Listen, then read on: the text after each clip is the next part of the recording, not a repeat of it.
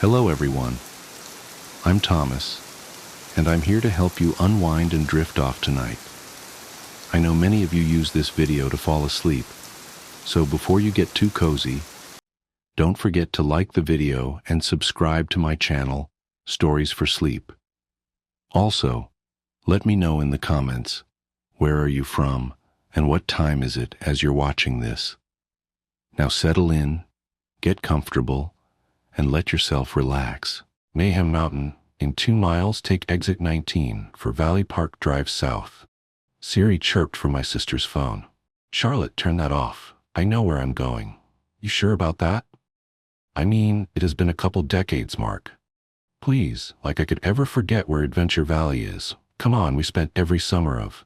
There it is. I swerved briefly into the oncoming lane as Charlotte thrust her arm in front of my face to point excitedly out the window. There's Adventure Valley. Oh my God, what ride is that? That coaster, it was called Steel something, right? No, wait, that's Mayhem Mountain, isn't it? I gently pushed my sister's arm out of my face and back over to her seat. I couldn't fault her for her excitement while I was trying so hard to control my own giddiness. It felt like we were kids again, yelling and bouncing in the back seat of my parents' car as the first shining rails and wooden planks of the park's roller coasters came into view above the treetops. That's the Steel Viper, I told her. Mayhem Mountain's on the other end of the park, and that wooden coaster over there is the Excalibur. Oh yeah, I remember those. I was always too much of a wuss to ride the Viper, but I rode the shit out of the Excalibur. Well, Charlotte, you're an adult now. I think it's time to take on the Viper. As long as the contractors have tested it and given it the okay, I'm in. That was really the question, wasn't it? We didn't know which rides had been inspected and cleared and which ones hadn't. I sent up a silent prayer that Mayhem Mountain was counted among the rides that had. I'd left Brandon several voicemails asking about it since he was the one in charge of everything. But with how fast things had been moving since we'd bought the park, I couldn't fault him for being a busy man. If you'd told 12-year-old me that my crazy, hyper, wild-eyed friend Brandon Decker would end up graduating cum laude from Northwestern Business School, I would have laughed in your face. Brandon? No way. Tyler, maybe, but never Brandon. In fact, half the reason I think he'd choose a business designation was because of Adventure Valley. When the park had closed in 1989, Brandon had gathered us all together in his basement and, with a gravitas and solemnness I've never seen in him before or since, asked us to make the pact. At the time, the promise had been the most serious vow that 5 12-year-olds could ever make. High off of an entire summer of Adventure Valley fun, we agreed, with all the ceremony of a meeting of Parliament, that we would one day come together and buy Adventure Valley Amusement Park. Of course, back then we'd planned to just buy it and ride the roller coasters into the ground. We decided which friends from school we would let in and which enemies would be barred from the gates. It had always been our park, and it was only right that we should have it. It had taken 20 years, but we eventually did fulfill our promise. With a hell of a lot of pushing from Brandon and a sizable offer of collateral from Tyler, the bank had agreed to give us the multi-million-dollar loan to buy, repair, refurbish, and reopen the park. The size of the loan that the 6 of us were responsible for gave me nightmares for several weeks. How would this place ever turn a profit? It had been closed decades ago after operating in the red for several years. The county had experienced a high number of runaways and missing persons in the area in the last years of the 1980s. The entire region was on edge as the cases mounted, and people in the area became depressed and suspicious of each other. It had absolutely killed park attendance. But seeing the first cresting waves of roller coasters rails through the trees made me all but forget about my financial worries. This was Adventure Valley, for Christ's sake. If we opened the gates, people would come. There, that's our exit, Charlotte squeaked. I pulled off the interstate and took a left under the bridge. Less than a mile later, we came upon the acres of the park's parking lots to our right. We turned in and drove all the way up to the front near the gates where several other cars were parked. A Lexus, a Mini Cooper, an old Chevelle, and a Honda Civic. Another rental car like ours. Looks like we're the last ones here, Charlotte said. She was right. As we pulled up next to the Lexus, I noticed a group of people standing next to the ticket booth, waving to us excitedly. Oh my God, is that Tyler? Jesus, he's lost some weight. He's so skinny now. And Brandon's losing his hair. Holy shit, is that Koji? Koji got hot. Calm down, Paris Hilton. These guys are my friends. They're off limits to you. Same rules as when we were teenagers. Besides, half of them are married. Really? Which half? I raised an eyebrow at Charlotte and shook my head in amused bewilderment. My little sister never had outgrown her boy craziness. Wait, who's that? Charlotte asked as we got out of the car. What? That's Scott. You know Scott. Not Scott? Scott looks exactly the same, the girl next to Scott. Oh. I had put this off so long that I'd actually forgotten to tell my sister at all. That's Danny, Scott's girlfriend. Danny as in Danielle Bircher? Well, yeah. My sister gave me such a horrified look that you'd think I'd betrayed her to her death, but it was fleeting and quickly replaced by a sly smile. Fine by me, I'm sure she's not the same person she was in high school. We're all adults now, right? Now come on, let's go. A sigh of relief escaped my chest as I slammed the car door and followed Charlotte over to the entrance. Though I saw most of these guys every year, seeing us all here together, standing at the ticket booths of Adventure Valley, brought me a sort of happiness I hadn't experienced in many years. Mark fucking Lantis. I can't believe it. Tyler had an edgy, commanding voice that probably made his many employees shudder and scatter. But I knew him like a brother, so his bravado just made me laugh. Can you believe it? I asked as I gave him a hug and a slap on the back. Back at front gates, $15 a day doesn't seem so ridiculous now. $15 a day, my ass, Brandon said as he shook my hand. By my math, it looks like we'll be charging about $65 a day. I'll pay it. Charlotte smiled as she gave Koji a hug. Are people really going to pay $65 a day? Koji asked. Even Disneyland only charges $85 and there you get access to 2 parks. How could I forget? Brandon shook his head. One of our investors works for the Mouse. Pity they won't let you design any artwork for this place. Come on, man. I'm not an artist. I'm an engineer. Don't you mean Imagineer? Charlotte winked at him. Koji sighed and shook his head. Yeah, I fucking do. As Brandon and Charlotte teased Koji, I made my way over to the side of the ticket booth where Scott and his girlfriend were conversing. I didn't know why Scott was being so standoffish, but I thought it might have something to do with the investment. Scott, the least well-off of us 6, worked at his dad's collision shop and hadn't had a whole lot of money to invest. I thought maybe he was embarrassed about the money, but now, watching him lean against the booth with slowly shifting eyes, I realized it wasn't that at all. Scott was just stoned. Same old Scott. What's up, Burnout, my brother? I haven't seen you in like 15 years. How about a bro hug? Scott smiled and pushed off the wall to come give me a quick hug. Hey, how's it going, man? Fuck, look at you. What your diet, man? Rabbit food and lettuce? You're not gonna get any ladies with that skinny body. Your mom doesn't seem to mind. Hey Mark, I'm Danny. Do you remember me? Danny Bircher? Scott's girlfriend gave me a shy smile and stuck out her hand so we could engage in a stiff handshake. Yeah, I think so.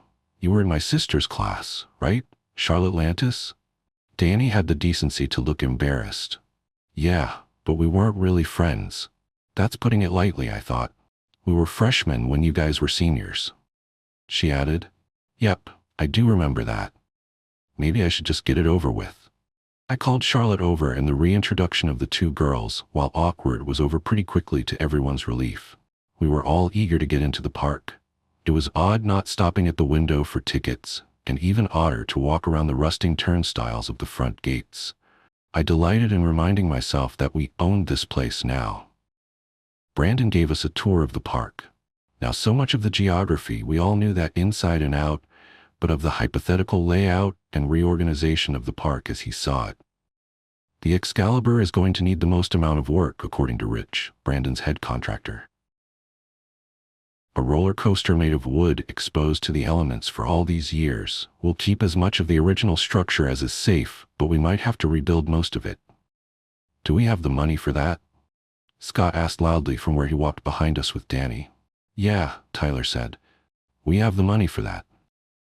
Ah, Mr. Moneybags, That mini dealership treating you good? I nudged him hard with my shoulder.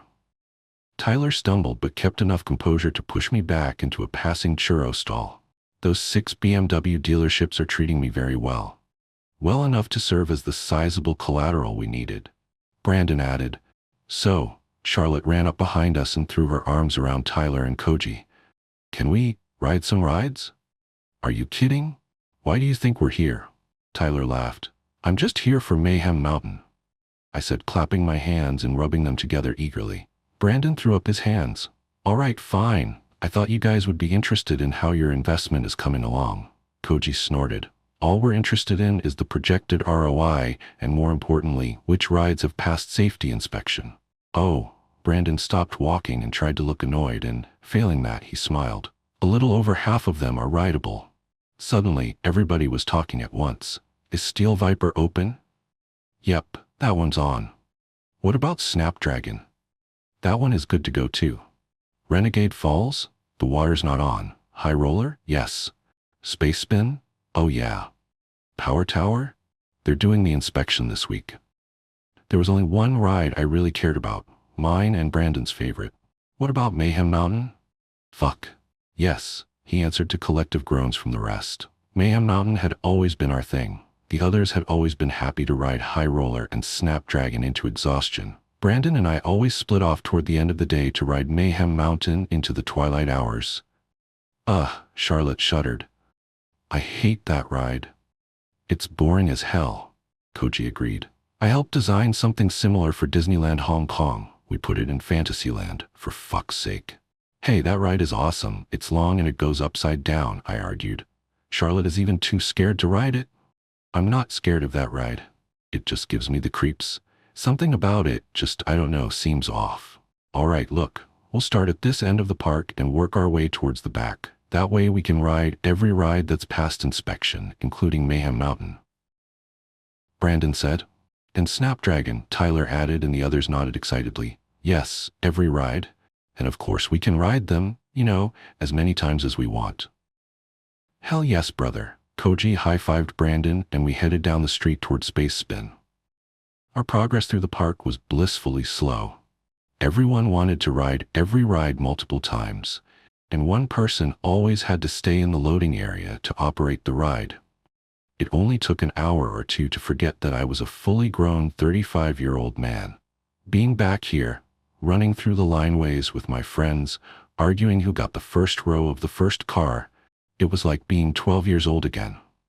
Still, my eye was constantly drawn up over the buildings into the distance, to the back of the park, where the high gleaming rails of Mayhem Mountain shined in the unobscured sun. There would be no arguing who got front row on that coaster. It was me and Brandon. It was always me and Brandon. Charlotte, Tyler, and Koji were the most like children, constantly running ahead and arguing over which ride to get on next, yelling back to ask Brandon if this one or that one had been cleared by the contractors. Brandon and I held back from the group a bit, discussing ideas and possible improvements for the park. Scott and Danny took up the rear of the group, quietly talking and lighting joints. When we arrived at the Enterprise, a simple ride that consisted on spinning cars on a circular track, I offered to flip the switch while the rest of the group rode to excess. The Enterprise always made me sick when we were kids. Brandon offered to stay on the platform with me to chat while everyone else rode the ride. I flipped the switch to turn the ride on, and as the cars spun away from the loading area, the Enterprise's signage came into view. I sighed. All day I had been trying to ignore the bright graffiti sprayed all over the park, but the words painted over the signage for the Enterprise were impossible to ignore. Where did the missing kids go? And the rest of the graffiti in the park was much the same. Most said things like, where are they? Runaway Row, find Ryan Kinski, and the missing are now dead. Similar sayings could be found in towns sprayed across a few dilapidated buildings in the industrial district. Brandon's eyes avoided the sign, but I could tell he was thinking about it too. Do you think the reason they shut this park down, do you see that being an issue for park attendants? I asked as casually as I could. Brandon was quiet for a few moments as he waited for the ride to slow to a stop so he could flip the switch again. Nah, I don't think so. Low attendance issues aren't actually what shut the park down. They aren't? This surprised me. Nope. When we were negotiating the sale of the park, I was given access to the park's financials in the 80s. So they weren't operating at a loss? Oh, they were. But this park has operated in the red since opening day in the 70s. Half of their revenue was being fed back into something called county services, whatever that is. The bank couldn't tell me, and believe me, I tried to find out. County services. I mused. Yep. Bizarre. And according to the paperwork, the park was closed because the owner didn't want to live here anymore. And he couldn't be bothered to wait for a decent offer on the property, so he just sold it to the bank for next to nothing. So he was a rich guy. I leaned back against the railing to stretch my back. And an idiot. Yes, to an extreme in both cases. The owner of the park was Abel Bisset. Abel Bisset?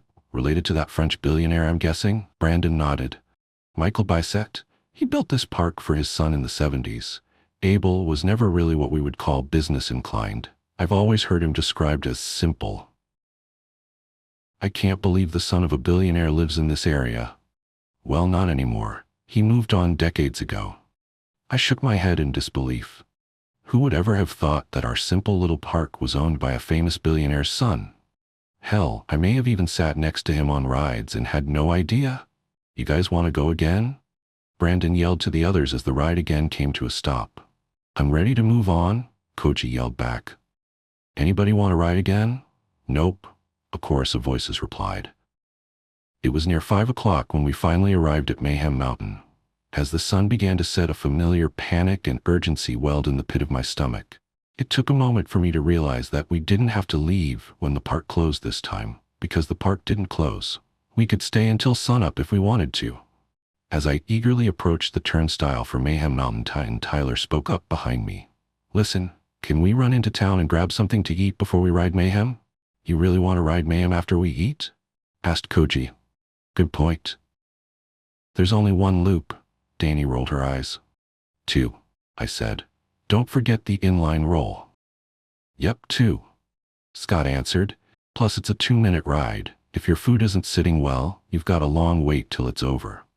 Look, I said, let's ride it a couple times and then go eat. When we come back, we'll see how we feel. Everyone nodded and we started walking through the lineways up to the platform. When we reached the loading dock, I was excited to see our favorite green car sitting on the track. Front seat. Brandon and I yelled simultaneously as the train cars came into view, and everyone behind us groaned. I'm staying here, Charlotte said. I'll just work the launch pad thingy. Still scared after all these years, Char? Scott teased her. Shut up, Burnout. Scott laughed and tousled her hair before running and jumping into the first car behind Brandon and I. Danny got in next to him, and then Tyler and Koji took the second car. We pulled the shoulder restraints down, and they locked in place. Ready? Charlotte asked. Yep, Brandon yelled back. Send the car through. Charlotte pulled the lever and the brakes disengaged. As the car moved forward, I turned to Brandon. Did we get the green car on purpose? I yelled to him as the coaster clacked around the load platform and began the clattery climb up the first lift hill. Yep, we sent cars through here all morning, but I made sure Rich knew to leave the green machine in the loading bay. Awesome. As the train climbed up the lift hill, I made no attempt to hide my utter glee.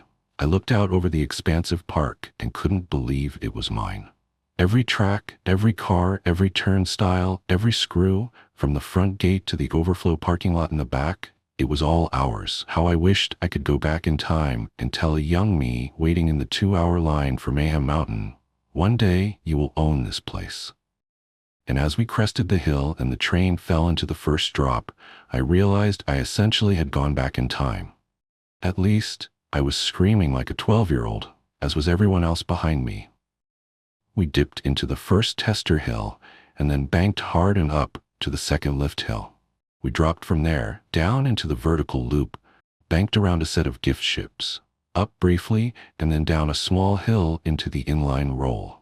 When we arrived back at the loading bay, we were all screaming and whooping. Charlotte didn't even have to ask, just smiled at us and sent us through again. We went twice more before we finally got off the ride. Koji walked over to check out the control panel while the rest of us taunted my sister. "You sure you don't want to go, Char? It's awesome." "Nah, I'm good. I have no problem being the carny for this ride." She laughed. "Come on, Charlotte, just one time and we'll leave you alone," Tyler urged. No, no way, not interested. I'll ride anything else though." "Hey, do you guys know what Track B is?" Koji asked. "Track B? What do you mean?" Brandon walked over to Koji at the control board and raised an eyebrow. "That's weird. It's probably just the track they use to get the cars into the storage bay," Scott said with a shrug. "No," Koji said. "That's called a transfer track. Track B has to be something else." "Yeah, well, I've been on this ride enough times to know that there is no other track." "Yep," Tyler agreed with me. He has. "So, should we try it?" Brandon tested. "Fuck no," said Charlotte. "If you don't know what Track B is, that means the contractors don't know about it either, which means it hasn't been inspected in at least 20 years. That's suicide." "Look," Koji said, "if Track B exists, then even the most incompetent of engineers would have found it during an inspection." "And Rich cleared this entire ride," Brandon nodded. "It's probably just the ride in reverse. We're good." "Well, we're in," announced Scott from the other side of the track, though Danny didn't look quite on board with the idea. "Mark?" Tyler asked. "Yeah, I guess I'm in. What's the worst that could happen? We get funneled into a repair bay?" "All right, then I'm in too," Tyler said hesitantly. Koji shrugged. "Here goes nothing." He flipped the switch over to Track B, and a moment later a loud metallic scraping some distance away filled the park. The sound lasted almost a minute. I studied the familiar silver roller coaster under the pink sky of the setting sun, but I saw no physical changes to the track. I looked over at Brandon, and a shrug of his shoulders told me he didn't either. "Shall we?" Scott asked, gesturing to the train cars we'd just disembarked. I gave Charlotte a questioning look, but she shook her head emphatically, no. So it was just the 6 of us again. "It's only right you two take the bow of the ship." Tyler gave a mock salute. "Oh, captains, my captains." I laughed and hopped into the right side of the front row. Brandon crawled into the seat next to me. Tyler and Koji got in behind us, and Scott and Danny took the back. We pulled the shoulder bars down and they locked into place. "Are you sure about this?" Charlotte asked when everyone was settled. Danny said something from her place a few rows back, but all I heard was Brandon yelling, "Pull it!" The brakes released, and the train rolled away from the platform and into the twilight of dusk. The lights had lit up on the track while we'd been arguing, and the roller coaster looked absolutely beautiful. I was filled with awe and reverence at what this place truly meant to me and my friends. It was a symbol of our youth and innocence and blissful ignorance of the world. It was our own little bubble of happiness. The coaster again climbed the lift hill, and from the top, Brandon and I studied the track, but in those few seconds, I saw no difference. Brandon looked over, and I shook my head at him disappointedly. By the time we reached the vertical loop halfway through the ride, it was clear that there was no Track B.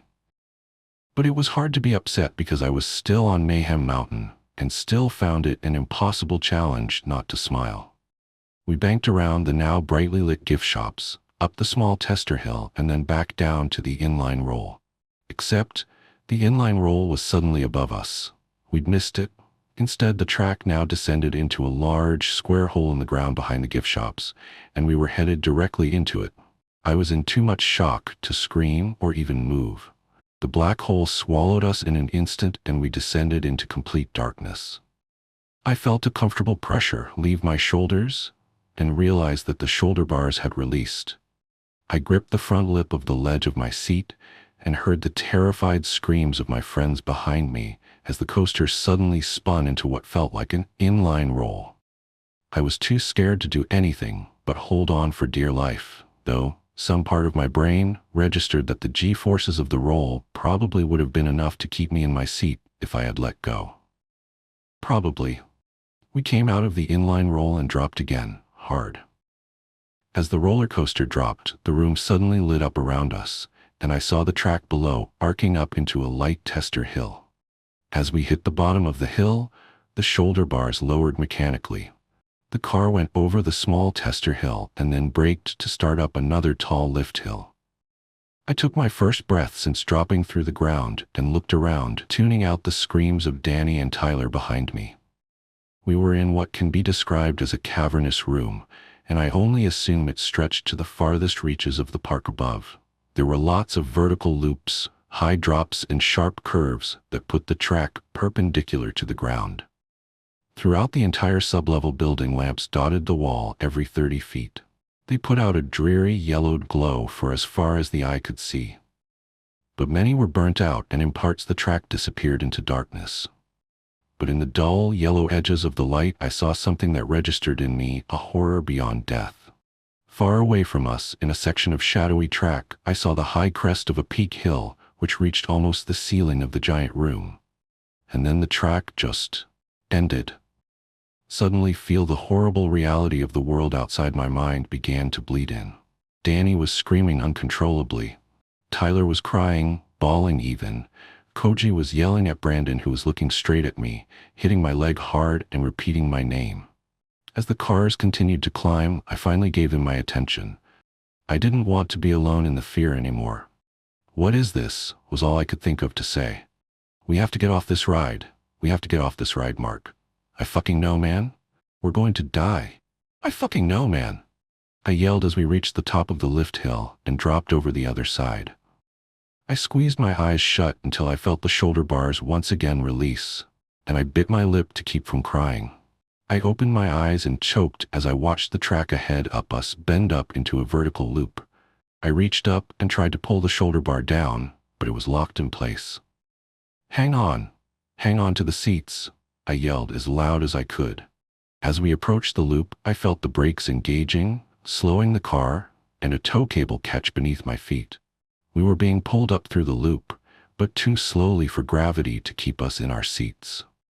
As the train began to invert, I felt my feet rise from the floor of the car. My hair fell over my face and my butt left the seat. I closed my eyes and tried to block out the screams of terror from behind me. I concentrated on my death grip of the ledge of my seat as we rounded the track. We remained upside down for what felt like eternity. Finally, the pressure began to ease. My butt dropped to my seat and my feet to the floor. The white noise subsided from my ears and I heard Koji screaming. "Tyler, fuck, he fell out. Fuck, he fell. He's dead, man. He's dead. He hit the track down there." Brandon yelled at me, wide-eyed and crazy looking. I was finally seeing the Brandon from my youth. The shoulder bars descended again, this time locking in tighter. We came out of loop and sped up and down several tester hills. I tried to study the track ahead of us as we went through the safer parts. I thought I saw water reflecting off the metal rails somewhere in the distance. Brandon sobbed in his seat. "Mark, what are we gonna do? I don't want to die, man. I don't want to fucking die. I don't know. I don't know what to do. I'm sorry, I'm fucking scared too," I answered him. We banked around a corner of the room and the shoulder bars released again. This time we dove into a curve that put the left side of the train parallel to the ground, and it was a long drop. I gripped the edge of the seat tightly as before, but this time I kept my eyes open and was able to catch Brandon as he began to slip out of his seat. By the time the train righted itself, I couldn't tell who'd been lost. Most of the screaming behind me had turned to loud sobbing or silence. The shoulder bar didn't re-engage, and I felt the car's brakes slow the train down again. I didn't have to loop to know what was coming next. It was another inverted loop. This one was tall and large, and I could tell we'd be upside down for longer. Someone behind me began screaming again, Danny, I think, as I tried to take measured breaths and position my hurting hands back under the lip of the seat. Brandon did the same and looked over at me as the car started up the loop, with tears streaming down his face. "I don't want to die in here, man." I shook my head back at him because I could think of nothing to say. I felt tears leave my own eyes as we reached the tipping point of the loop and my feet again left the floor. Before we were even completely upside down, I felt my back begin to slip down the seat. I thought if I lost my grip, I could try to grab for the shoulder bars when I fell out of the car. The car suddenly stopped, and I opened my eyes to see we were completely inverted. I grunted loudly at the pain and immense effort it was taking to keep my grip on the seat. The car started to move again slowly, and I heard Brandon say something to me. I looked over at him just before he slid out of the car. 1 second he was there, next to me, and the next he was falling away from the car. I saw Brandon try to grab the shoulder bar on the way out, but we couldn't keep his grip on it. I watched him fall, and I saw him break his back on the track below, and he stopped moving. I stared down at him as the car continued to move slowly around the loop, and he stared back up at me, dead or dying. By the time the car hit him on the way out of the loop, he was completely gone. The shoulder bars re-engaged, and we went through a dreadfully long period where nothing happened. We were secured in our seats by the restraints as the coaster spent what felt like several minutes racing over hills, banks, curves, even an inline roll. Without the adrenaline pumping through my veins, I felt the shock begin to wear off. It was replaced by a panic and fear unlike I'd ever experienced. And I decided that was the point of this section of track: to build and facilitate an unbearable fear. I felt the brakes engage finally, and I looked ahead to find the loop we were surely entering, but there was none. We were high, almost to the top of the ceiling, and we slowed to a stop on a straightaway. Directly ahead was a drop, and at the bottom of the hill, a series of 4 different tracks, with a transfer stack just before they split off. Each track had 5 or so feet of color: red, orange, green, and blue, before racing off in different directions. I felt an urgent shaking of my shoulder and turned around to hear what Koji was saying. "Which track are we connected to?" I looked at the transfer stack. "Green. Where does green go?" It was hard to hear him over the sound of Donnie's sobbing from the second car. I tried to trace the green track through the building, constantly losing it and finding it again. I wasn't sure, but it seemed to end at the lift hill I'd seen earlier. The hill with no track at the top. "It ends at that hill." I yelled back at him and pointed. Danny cried louder, "Fuck." While we were stopped, I rubbed my hurting hands together. As I looked down at them, I noticed something new in the car. At some point, a small, blinking panel had flipped over in the wall at the front of the car. It had 4 colored buttons and an old analog timer. The timer was so old and damaged that though the numbers were clearly changing, I couldn't see how long we had. "We get to choose," I said, and explained what I was looking at. "Can you see which track ends where?" Koji asked. I followed all the track as best I could, but the rails circled and slid in between each other. It was hard to tell which track went where. "I think the blue track ends in that big pool in the corner. The red track ends in a wall, and the orange one just drops into a hole in the floor like the one we came down here through. I think." "There's no way out, dude," said Scott from the second car. His voice was unsettlingly calm. "They're just telling us how we're going to die. We can still find a way out of this." I answered quietly, more to myself than to him. "Choose the pool," Scott said, and I could hear the tears in his voice. "I've heard drowning isn't an awful death. I've heard it's calming at the end."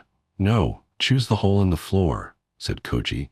"It's possible it drops down into another cavern like this. There might be more track, which means more time to figure out how to live." "You don't think we'd be the first to choose that option, do you?" Scott asked him. "And no one that went missing ever came back. There's just more death in that hole."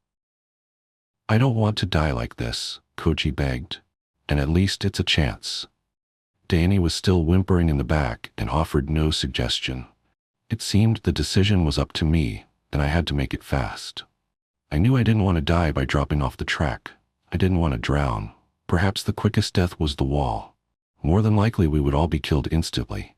Less suffering, less time to think about our fates. But the truth was, I wasn't entirely positive which track ended where. It was all educated guesswork, and my time was up. "The orange. Let's go down to the second floor if there is one." Scott and Danny said nothing, and Koji choked out the last words I'd ever hear him say. "Push it before it chooses for us." Before I could think about it any longer, I pushed the orange button and committed us to whatever death it led to. We heard the metallic scraping of the track transferring below. Once the orange track was securely connected, the brakes on the car released, and the train rolled slowly toward the drop. Danny started screaming again. As we dropped down the hill, I got a better view of the orange track. There was a vertical loop ahead, that didn't look as high as the others we'd been through. In fact, it looked like there was a chance the fall wouldn't kill us. If it wasn't an optical illusion, and if the shoulder bars disengaged for that loop, we might have a shot at living through this. I yelled back to everyone behind me. "Let yourself fall out of the loop, the one up there." No one responded to me, which didn't matter, because I didn't think I'd have the courage to let go of the seat anyway. We raced along the track, in and out of banks and curves. At one point we passed along the pool, and I looked down. Below the water's surface, the track ended above an even deeper pool. I could see the shadows of several coaster cars at the very bottom. I suddenly felt the brakes engage, and I realized we were coming to the loop. I tested the shoulder bar by pushing up on it, but it stayed locked. I was somewhat relieved in that moment to know I wouldn't have to make the decision to fall out now or gamble on the orange track. But suddenly, the restraints released. As we started up the loop, I gripped the lip of the seat tightly and turned my head back to look down. It looked like we were very high, and I only hoped the ground was the loosely packed dirt that it looked like. I had to choose now, the fall or the hole. I chose the fall. As I began to slide up the seat, I yelled at the others to let go and fall out of the car. And then I closed my eyes and let go. I felt my head crack the shoulder bar on the way out. It wasn't like a slow-motion fall. It was over before I realized that I'd actually let go. One moment I felt an intense pain as my head hit the bar, and in the same moment I realized I was on the ground. I hadn't even had the time to realize the possibility of hitting the track below or get run over by the cars. I opened my eyes in time to watch the cars speed over the track above me. The pain didn't hit me all at once. I had one long, blissful second before I felt it. And then I was in agony. I'd hoped my body was so in shock that I wouldn't feel much of the pain, but I felt it all. I concentrated on keeping my eyes open and trying to catalog the damage. There was blood on my clothes, but I didn't know what part of my body it was coming from. I heard screaming as well, but I didn't know if it was in my head or coming from my friends as they approached the end. I didn't want to move, didn't think it was safe to move, but I knew I had to, if only to pull out my phone. With trembling fingers, I pulled the thing from my pocket and brought it to my face, trying to focus on the screen. But it was shattered and refused to even turn on. I threw it away from me, and then I realized the silence. Their ride had ended. With a great amount of effort, I rolled over onto my stomach and dragged my broken body across the ground toward where I thought I remembered seeing the hole. I crawled for what seemed like hours, and maybe it was. Sometimes I tried to stand or even kneel, but the pain in my back and ribs was too great. I passed out several times from shock and pain, but eventually I made it to where the track disappeared into the ground. I pulled myself to the edge and looked down inside the hole. The track ended just below the surface. It was a natural shaft with walls made of rock. I didn't know how deep it went, and I didn't want to. It was a fate I'd only narrowly escaped. But then I thought my friends were down there, and maybe someone survived. "Koji?" My voice echoed loudly down the shaft. No answer. "Scott?" Nothing. I reached for a nearby screw and dropped it down the hole. It took half a minute to land, and when it did, it was with a tink as it hit something metal. The small sound echoed up the shaft and out into the cavernous room, and I realized this place was built with acoustics in mind. I rolled over onto my back and studied everything I could see from where I was, staving off my body's desire to pass out again. I felt nothing but numbness when I finally saw what I was looking for. A long, panoramic window in the far wall. I knew what track B was for, and I finally let myself slip away into the darkness. I remember very little of my rescue. There were lots of people in uniform and my sister yelling and pain. Lots of pain. I was in and out on the way to the hospital, but I remember I passed through the room behind the window at some point. And from my stretcher through the chaos, I saw in that room a single chair facing the window.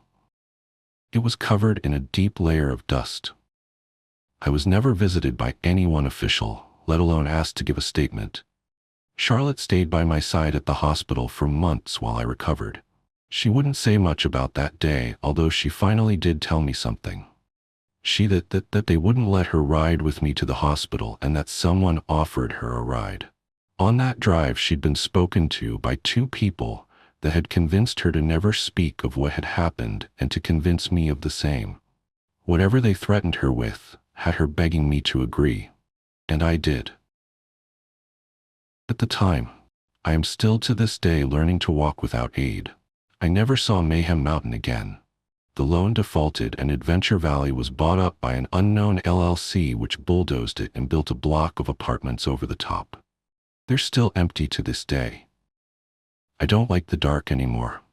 It reminds me of the horror my friends experienced as they looked down and saw the track end before they disappeared into that hole. I try not to think of what they must have felt as they fell down the shaft in complete darkness, strapped to a roller coaster, waiting for the terrible end. I wish I'd chosen the pool, if only to save them from that fate. As for the billionaire's son, he was only simple in the fact that he was a man of simple tastes. And he still is. I looked him up once, only a few years ago. He owns several amusement parks now, all sizable, but small enough to be popular only in their specific regions. In fact, one is not very far from where I live now. I've thought about going many times just to check, just to see. But then I realized that I probably didn't need to search all the rides in the park to know, because I know that somewhere in that park, some ride in some corner has a track B. The collection. My sister Sarah was always the rational one between us. She had explanations for everything.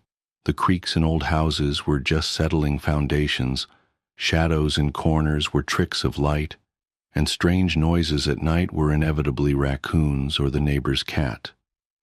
That's why what happened to her shook me so deeply.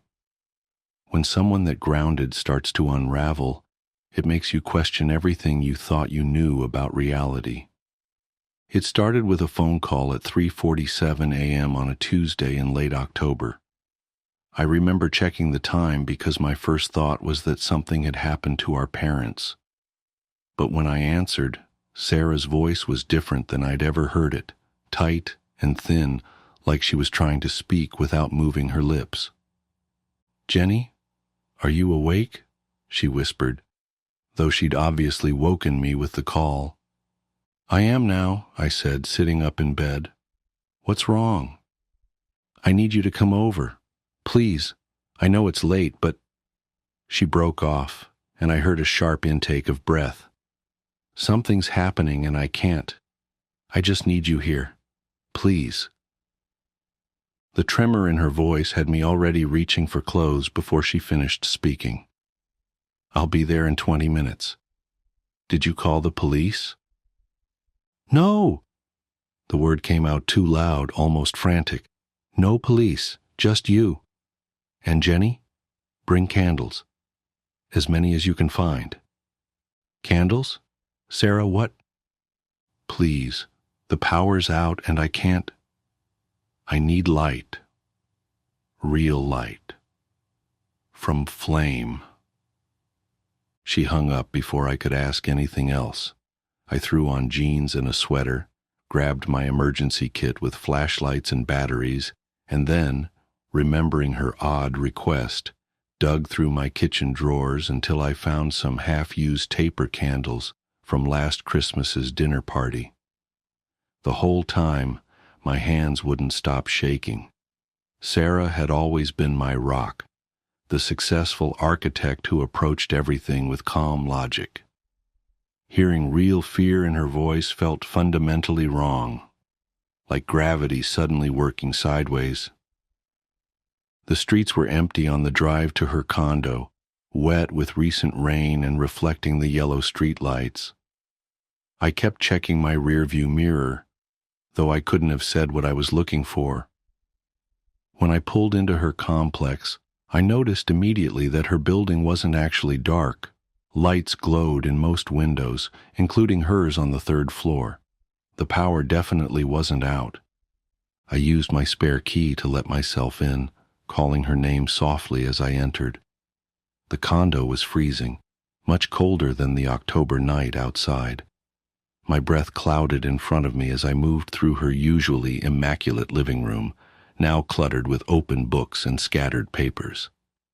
The air had a sharp, mineral smell, like old pennies. Sarah? In here. Her voice came from the spare bedroom she used as a home office. When I pushed open the door, I found her sitting cross-legged in the center of the room, surrounded by a circle of lit tea lights. She didn't look up when I entered, just kept staring at something in her lap. A worn shoebox with familiar department store lettering faded on the sides. "The power's not actually out," I said, stepping carefully around her candles. "Want me to turn on the lights?" She shook her head sharply. "They don't work right anymore. The electrical light, it bends wrong, makes things look different than they are." Her fingers were white-knuckled where they gripped the shoebox. "Did you bring candles?" I held up my sad collection of old tapers. "What's going on, Sarah? You're scaring me." Finally, she looked up at me. Her face was pale and drawn, dark circles under her eyes like bruises. "I found something at work, in the Madison Project." The Madison Project, she'd mentioned it before, a historic renovation downtown her firm was handling, some old warehouse being converted into luxury apartments. "What do you mean, found something?" We were doing the initial walkthrough documenting the existing conditions.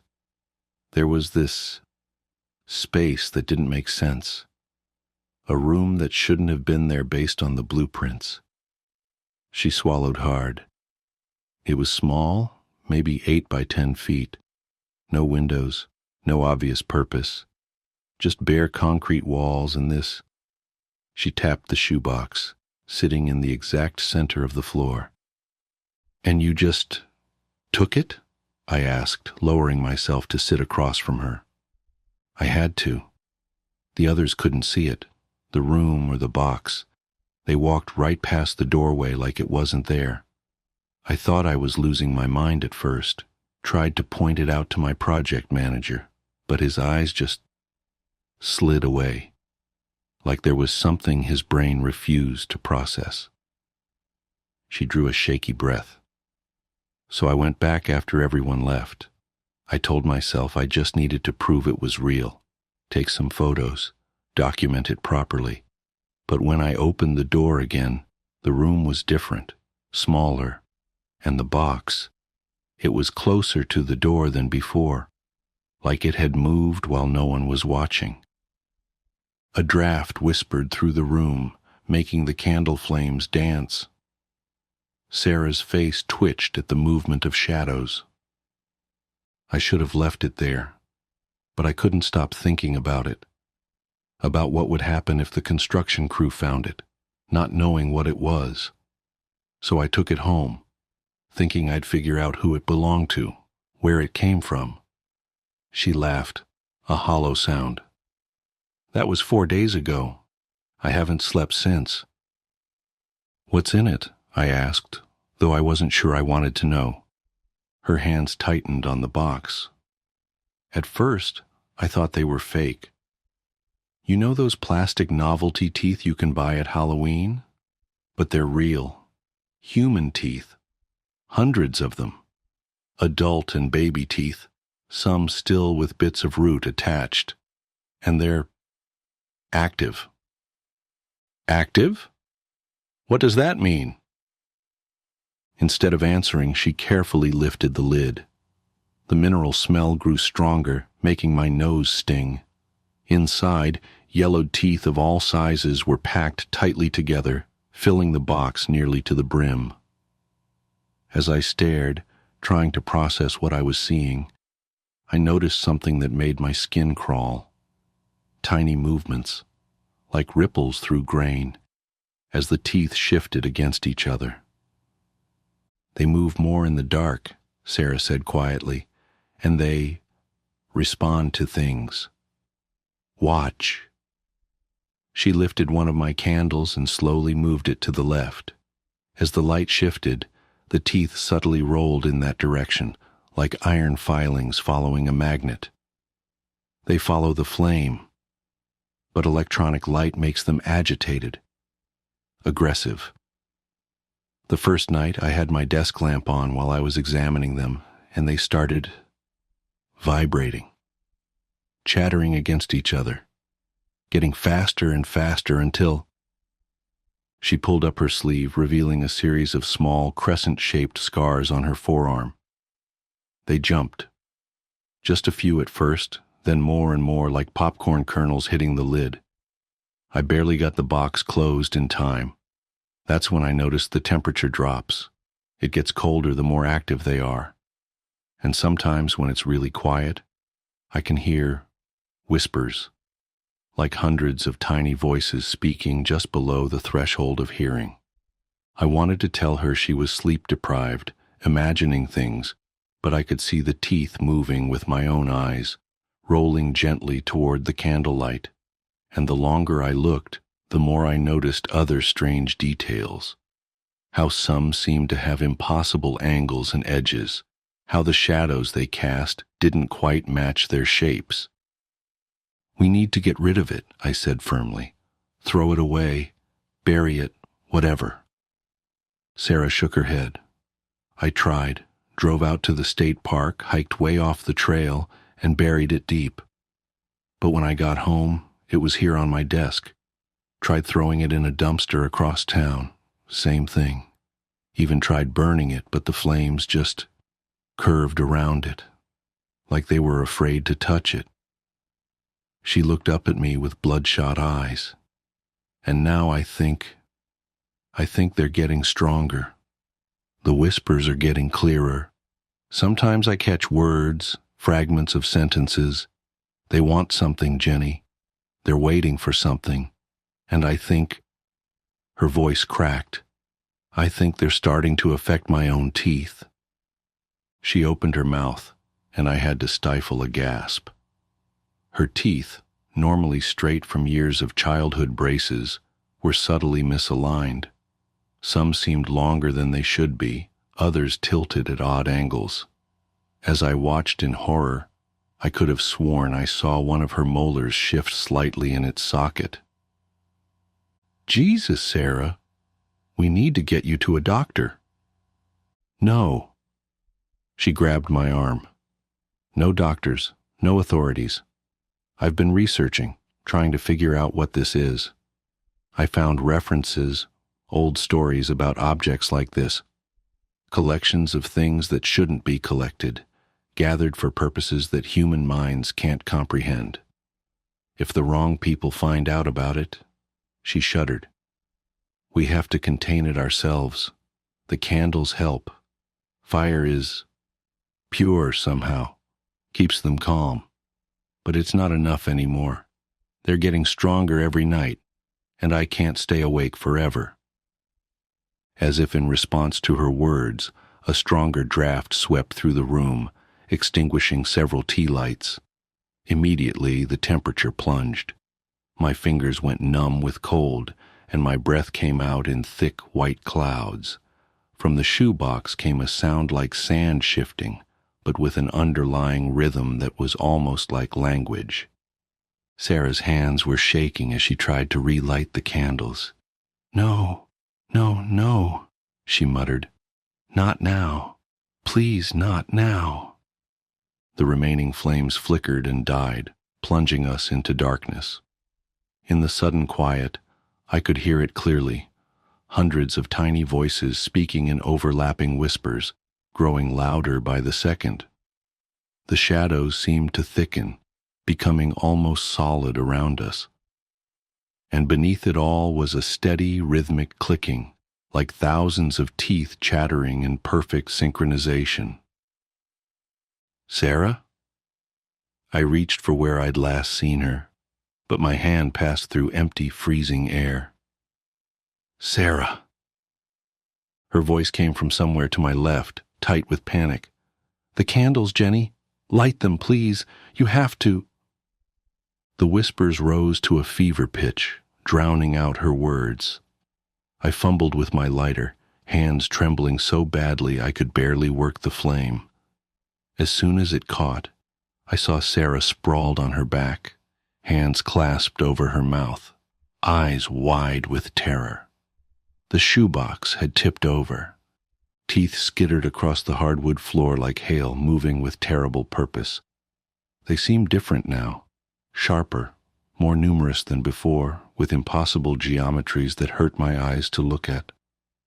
As I watched, frozen in horror, they began to flow together, merging and transforming into larger shapes that clicked and chattered as they moved.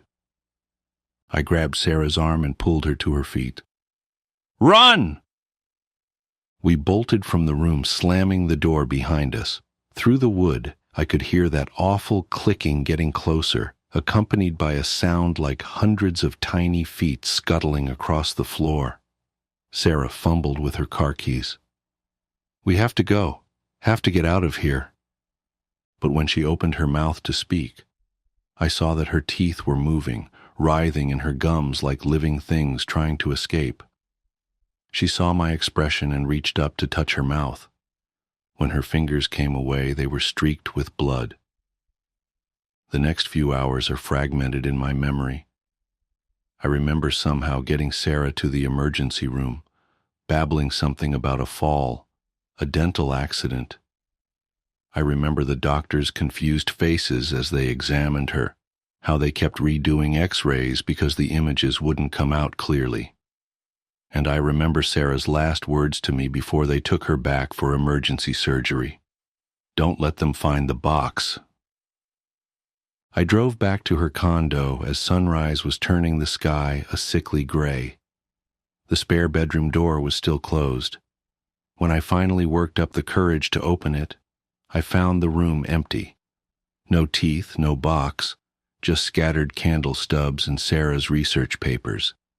But the mineral smell lingered, and the temperature was still unnaturally cold. That was 3 weeks ago. Sarah is different now. The doctor said the surgery went well, but she had to have all her teeth removed. The dentures don't fit quite right, they say, though they can't explain why. She doesn't talk about what happened, doesn't seem to remember most of it. Sometimes I catch her running her tongue over her artificial teeth with an expression I can't read. I've been going through her research notes, trying to understand what she found. There are patterns emerging, similar stories scattered through history, always involving collections of things that shouldn't be collected, always with witnesses who either disappeared or changed fundamentally after their encounters. The locations vary, but they're always spaces that shouldn't exist, rooms that appear and disappear, doors that lead somewhere different each time they're opened. I haven't seen the box again, but I know it's still out there. Sometimes at night, I wake up to a familiar mineral smell and the sound of tiny whispers just below the threshold of hearing. My dentist says my teeth are fine, perfectly normal, but I catch glimpses sometimes in the mirror, moments where they don't look quite right, moments where they seem to move when I'm not watching directly.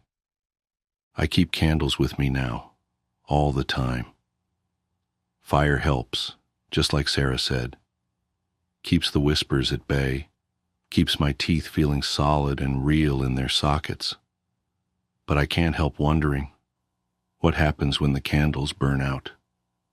What happens when the flame isn't enough anymore? And sometimes, in my darkest moments, I wonder about that empty room in the Madison building. I wonder if it's still there, appearing and disappearing, waiting for someone else to find what was left behind. I wonder what's inside it now. Because the thing that terrifies me most, the thought that keeps me awake at night, is this. What if the box we found wasn't the only one? What if it was just the first?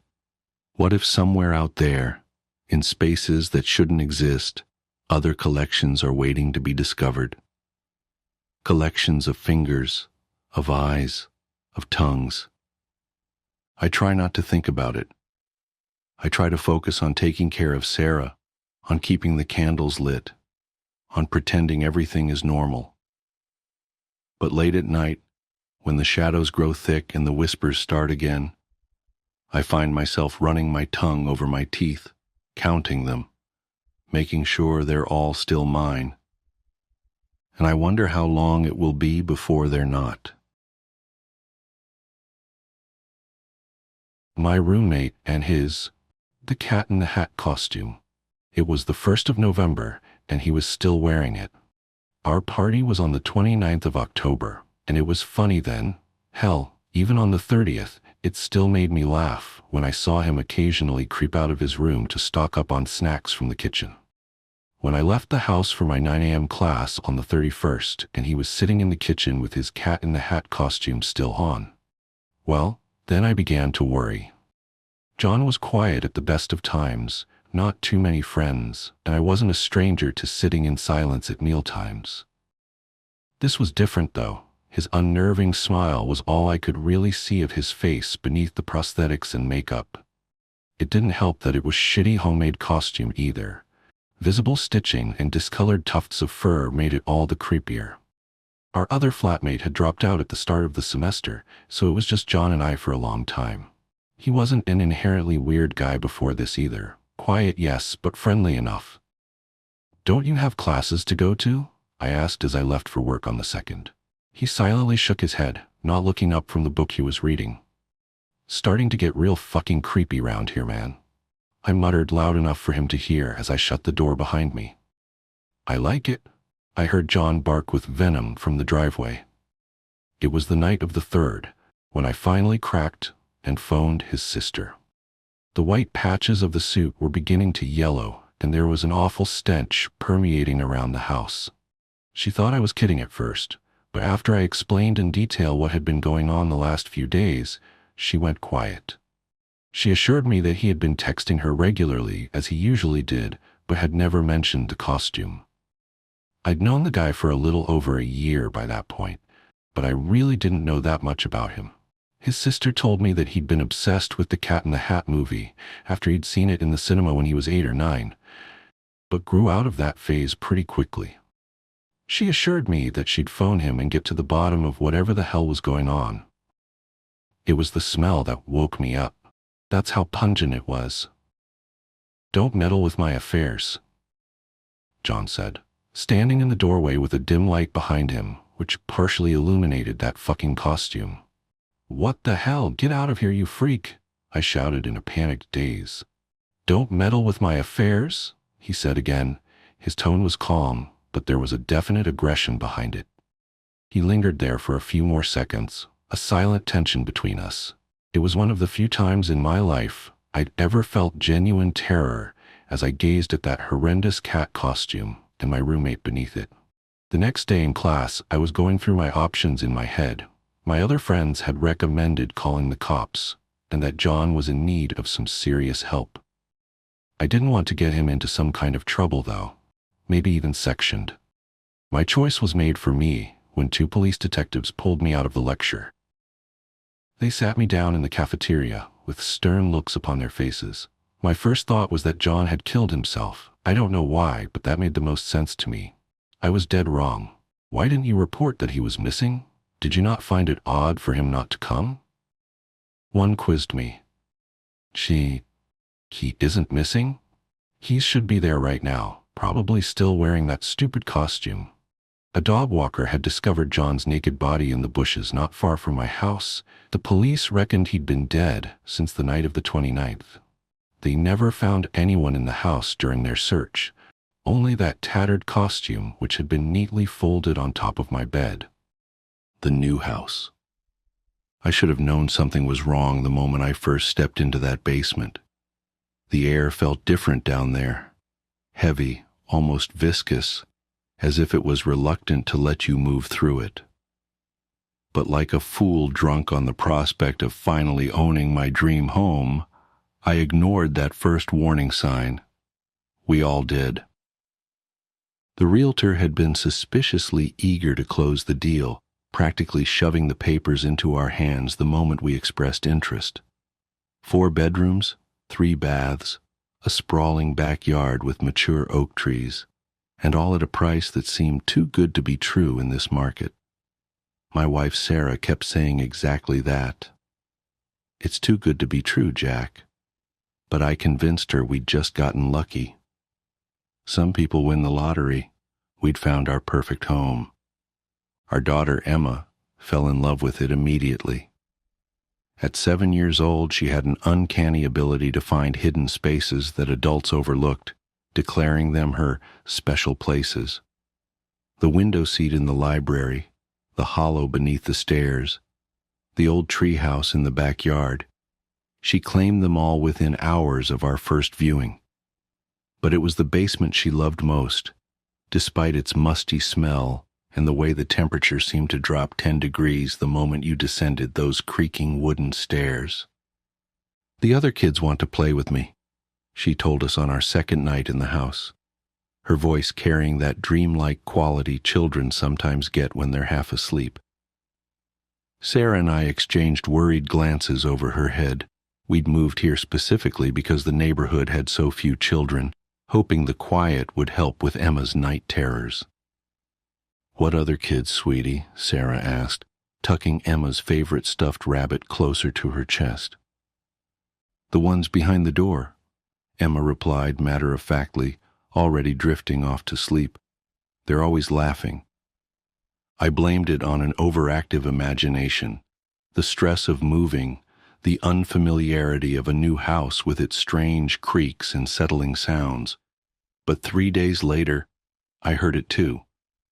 I was in the basement organizing our boxes of Christmas decorations. Sarah insisted they needed to be easily accessible even though it was only August, when the sound first reached my ears. It was faint, like wind through leaves, but unmistakable, children's laughter, high and clear and musical. I froze, my hand still gripping a tangled string of lights, and listened harder. The sound grew stronger, and with it came the sensation of being watched. The air grew colder, and the single bare bulb hanging from the ceiling seemed to dim, its light becoming sickly and wan. The laughter was coming from behind the far wall, where a stack of moving boxes partially obscured the basement's rough concrete surface. I moved the boxes aside one by one, my hands trembling despite my attempts to rationalize what I was hearing. Behind them, I found something that shouldn't have existed. A door.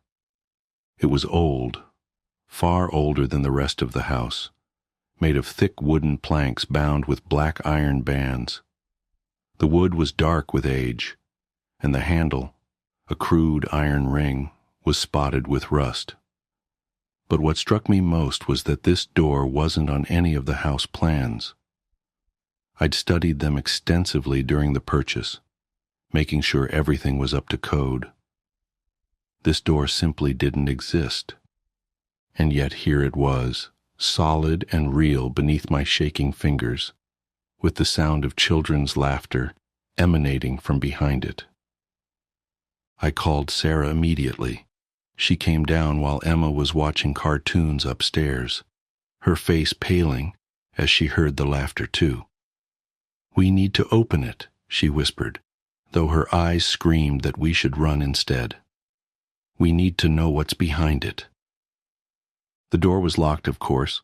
The local locksmith refused to come when I described it to him, mumbling something about his grandmother being ill. The next one simply hung up. Finally, I found someone 2 towns over who agreed to make the trip, though he charged triple his normal rate. He arrived on a Friday evening, just as the sun was setting. The moment he saw the door, he crossed himself, something I'd never seen anyone do outside of movies. "This isn't right," he muttered, his tools clattering in his trembling hands. "This door isn't supposed to be here." "Can you open it?" I asked, trying to keep the desperation out of my voice.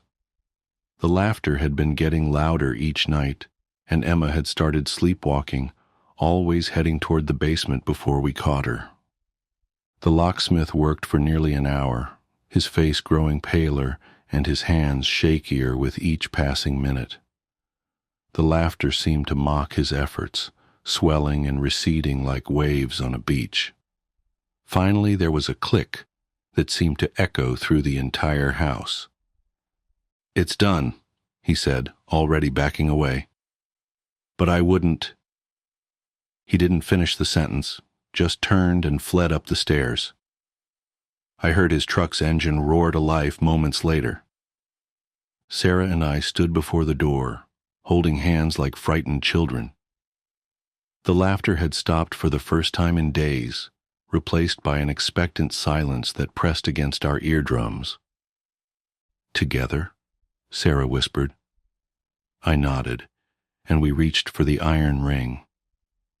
The door opened with a groan that seemed to come from the earth itself, revealing a brick wall. Solid, mortared brick, not 6 inches behind the door frame.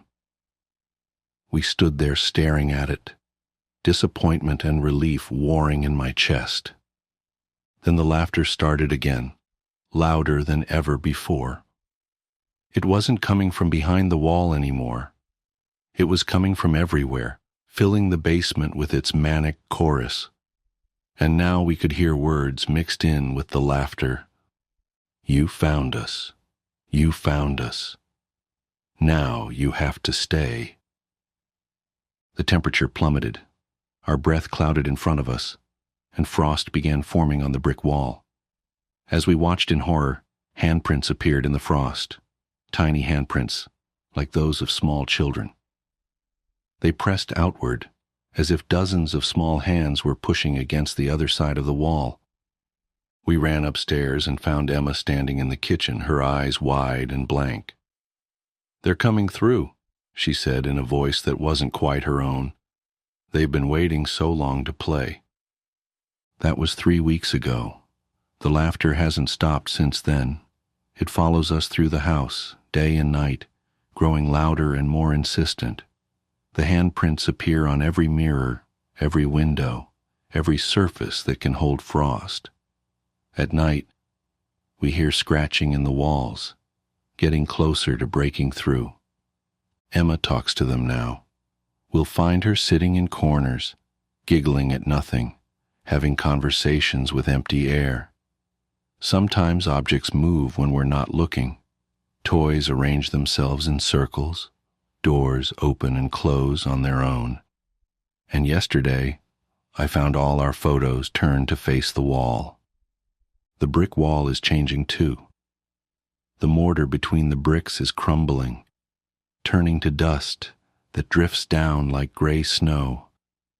Sometimes I think I can see movement in the gaps, tiny fingers poking through, testing their prison strength. The laughter gets louder whenever I notice this, as if they know I'm watching. Sarah wants to leave, but we can't. We've tried 3 times now. Each time we pack our bags and load the car, but when we try to drive away, we find ourselves turning back toward the house, compelled by some force we can't resist. The children's laughter follows us, no matter how far we drive. Last night, I woke to find Emma standing by our bed, her small figure silhouetted against the darkness. "They're almost here, Daddy," she said, her voice mixed with others. "They just need a little more time, a little more strength."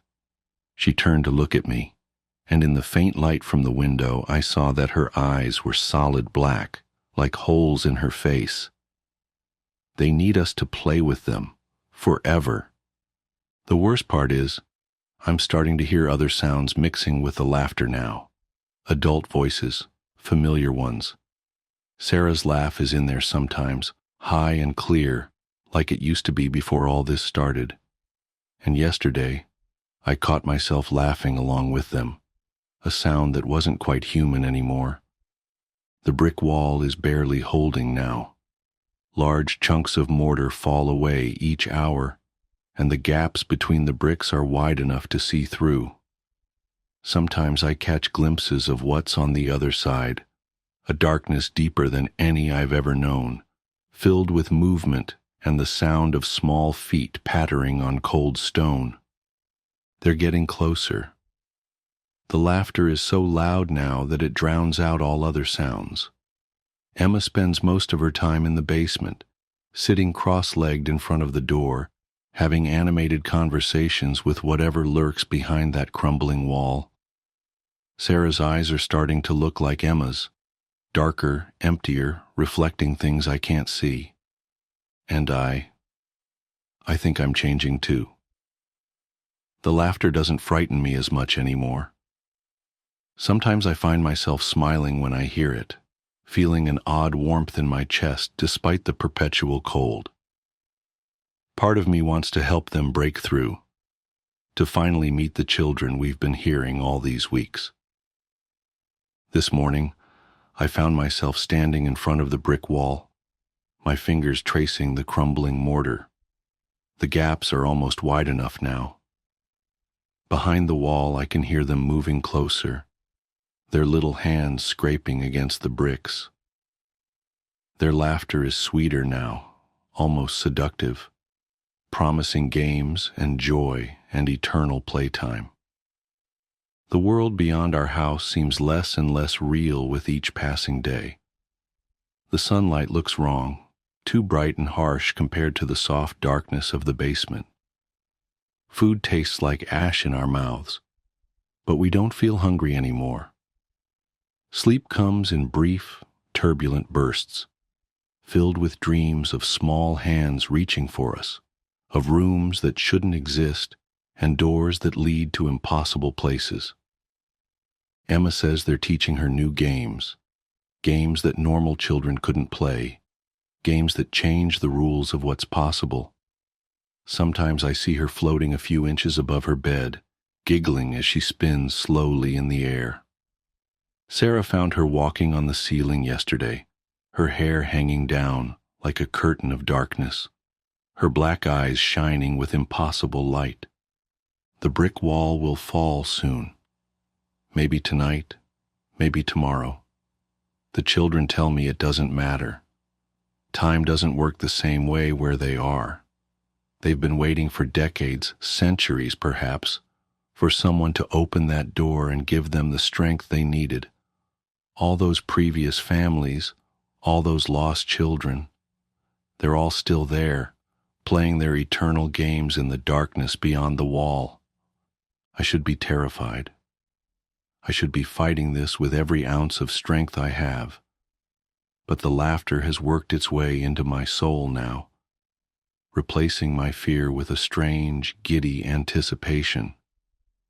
Part of me knows that when the wall finally falls, we'll cease to be ourselves. We'll join the chorus of laughter that echoes through this house, become part of whatever darkness lurks behind that impossible door. But another part of me, growing stronger each day, whispers that maybe that's not such a bad thing. Maybe we'll be happy there, in that eternal playground where physics and reality are just suggestions, where every game lasts forever and no one ever has to grow up. The first brick just fell from the wall. I can see small pale hands reaching through the gap, their fingers impossibly long and delicate. Emma is bouncing with excitement, her feet no longer touching the ground. Sarah's smile is too wide now, stretching past the normal limits of her face. And me? I'm sitting here writing this down, trying to warn others away from this house, from that door, from the children who wait behind it. But my handwriting is changing as I write, becoming spidery and childlike. The pen keeps giggling in my hand. They're calling us now. The gap in the wall is wide enough to see their faces, or what passes for faces in that impossible darkness. Such wonderful games they have planned for us. Such marvelous toys they want to share. If you're reading this, stay away from this house. Don't be fooled by the perfect price, the spacious rooms, the beautiful yard. Don't open doors that shouldn't exist. But if you do, if you hear children laughing behind a wall, if you feel small hands tugging at your sleeve in the darkness, well, Maybe we'll play together someday. Forever and ever and ever and ever and... Boxes. I spent the summer before my first year of elementary school learning how to climb trees. There was one particular pine tree right outside my house that seemed almost designed for me. It had branches that were so low I could easily grab them without a boost, and for the first couple days after I first learned how to pull myself up, I would just sit on the lowest branch, dangling my feet. The tree was outside our back fence and was easily visible from the kitchen window, which was just above the sink. Before too long, my mother and I developed a routine where I would go play on the tree when she washed the dishes because she could easily see me while she did other things. As the summer passed, my abilities grew, and before too long I was climbing fairly high. As the tree got taller, its branches not only got thinner, but more widely spaced, and so I eventually reached a point where I couldn't actually climb any higher, and so the game had to change. I began to concentrate on speed, and in the end I could reach my highest branch in 25 seconds. I got too confident, and one afternoon I tried to step from a branch before I had firmly grasped the next one. I fell about 20 feet and broke my arm really badly in 2 places. My mom was running toward me yelling, and I remember her sounding like she was underwater. I don't remember what she said, but I do remember being surprised by just how white my bone was. I was going to start kindergarten with a cast and wouldn't even have any friends to sign it. My mom must have felt terrible, because the day before I started school, she brought home a kitten. He was just a baby and was striped with tan and white. As soon as she put him down, he crawled into an empty case of soda that was sitting on the floor. I named him Boxes. Boxes was only an outside cat when he escaped. My mom had him declawed so he wouldn't destroy the furniture. So as a result, we did our best to keep him inside. He'd get out every now and then, and we'd find him somewhere in the backyard chasing some kind of bug or lizard, though he could hardly ever catch one because he had no front claws. He was pretty evasive, but we'd always catch him and carry him back inside. He'd scramble to look back over my shoulder. I told my mom that it was because he was planning his strategy for next time. Once inside, we'd give him some tuna fish, and he came to learn what the sound of the can opener might signal. He'd come running whenever he heard it. This conditioning came in handy later because toward the end of our time in that house, Boxes would get out much more often and would run under the house into the crawl space where neither of us wanted to follow because it was cramped and probably crawling with bugs and rodents. Ingeniously, my mom thought to hook the can opener to an extension cord out back and run it right outside the hole that Boxes had gone through. Eventually he would emerge with his loud meows, looking excited by the sound, and then horrified at how we could run such a cruel ruse on him. A can opener with no tuna made no sense to Boxes. The last time he escaped to under the house was actually our last day in it. My mom had put the house on the market and we had begun packing our things. We didn't have much, and we stretched the packing out a while, though I had already packed up all my clothes at my mom's request. My mom could tell I was really sad about moving and wanted the transition to be smooth for me, and I guess she thought that having my clothes in the box would reinforce the idea that we were moving, but things wouldn't change that much. When Boxes got out as we were loading some things into the moving van, my mom cursed because she had already packed the can opener and wasn't sure where it was. I pretended to go look for it so I wouldn't have to go under the house, and my mom, probably completely aware of my little scam, moved one of the panels and crawled in. She came out with Boxes pretty quickly and seemed pretty unnerved, which made me feel even better about getting out of it. My mom made some phone calls while I packed a little more, and then she came into my room and told me that she had spoken to the realtor, and we were going to start moving into the other house that day. She said it like it was excellent news, but I had thought we had more time in the house. She originally said that we weren't moving until the end of the next week, and it was only Tuesday. What's more, we weren't completely finished packing. But my mom said sometimes it was just easier to replace things than pack them and haul them all over the city. I didn't even get to grab the rest of my boxed clothes. I asked if I could call Josh to say bye, but she said that we could just call him from our new house. We left in the moving van. I managed to stay in touch with Josh for years, which is surprising since we no longer went to the same school.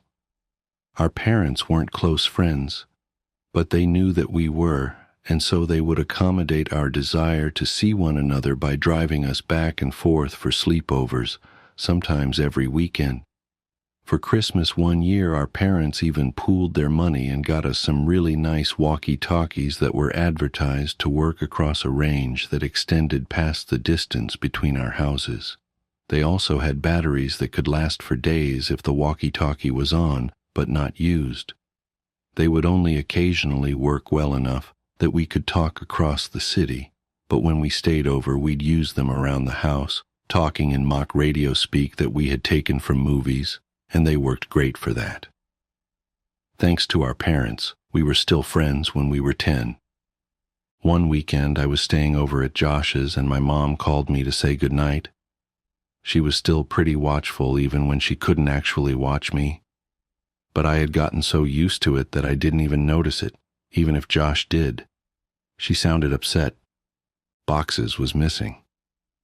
This must have been a Saturday night because I had spent the night at Josh's the previous night and was going to go home the next day because we had school on Monday.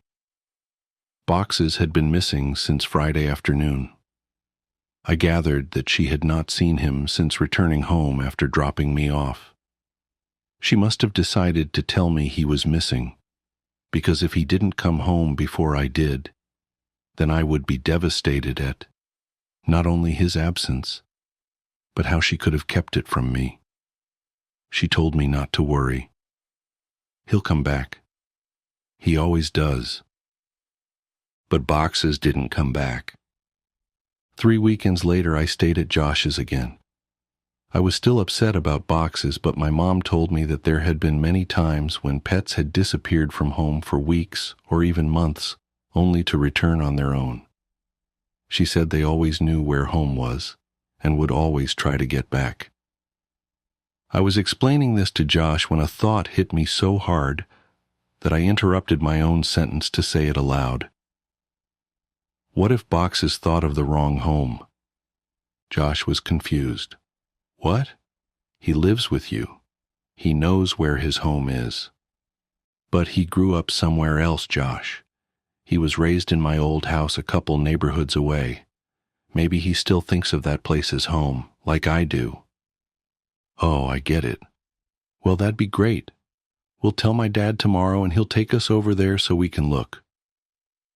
No, he won't, man. My mom said that we could never go back to that place because the new owners wouldn't want to be bothered. She said that she told your mom and dad the same thing. Josh persisted. Okay, then we'll just go out exploring tomorrow and make our way to your old house. No. If we get spotted, your dad will find out, and then so will my mom. We have to go there ourselves. We have to go there tonight. It didn't take that much convincing to get Josh on board, since he was usually the one to come up with ideas like this. But we had never snuck out of his house before. It actually turned out to be incredibly easy. The window in his room opened to the backyard, and he had a latched wooden fence that wasn't locked. After those 2 minor hurdles, we slipped off into the night, flashlight and walkie-talkies in hand. There were 2 ways to get from Josh's house to my old house. We could walk on the street and make all the turns, or go through the woods, which would take about half the time. It would have taken about 2 hours to walk there, taking the street. But I suggested that we go that way anyway. I told him it was because I didn't want to get lost. Josh refused and said that if we were seen, they might recognize him and tell his dad. He threatened to go home if we didn't just take the shortcut, and I accepted it because I didn't want to go by myself. Josh didn't know about the last time I walked through these woods at night.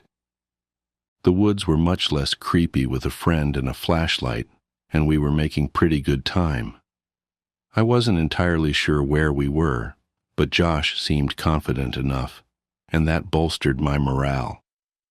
We passed through a particularly thick patch of tangled trees when the strap on my walkie-talkie got caught on a branch.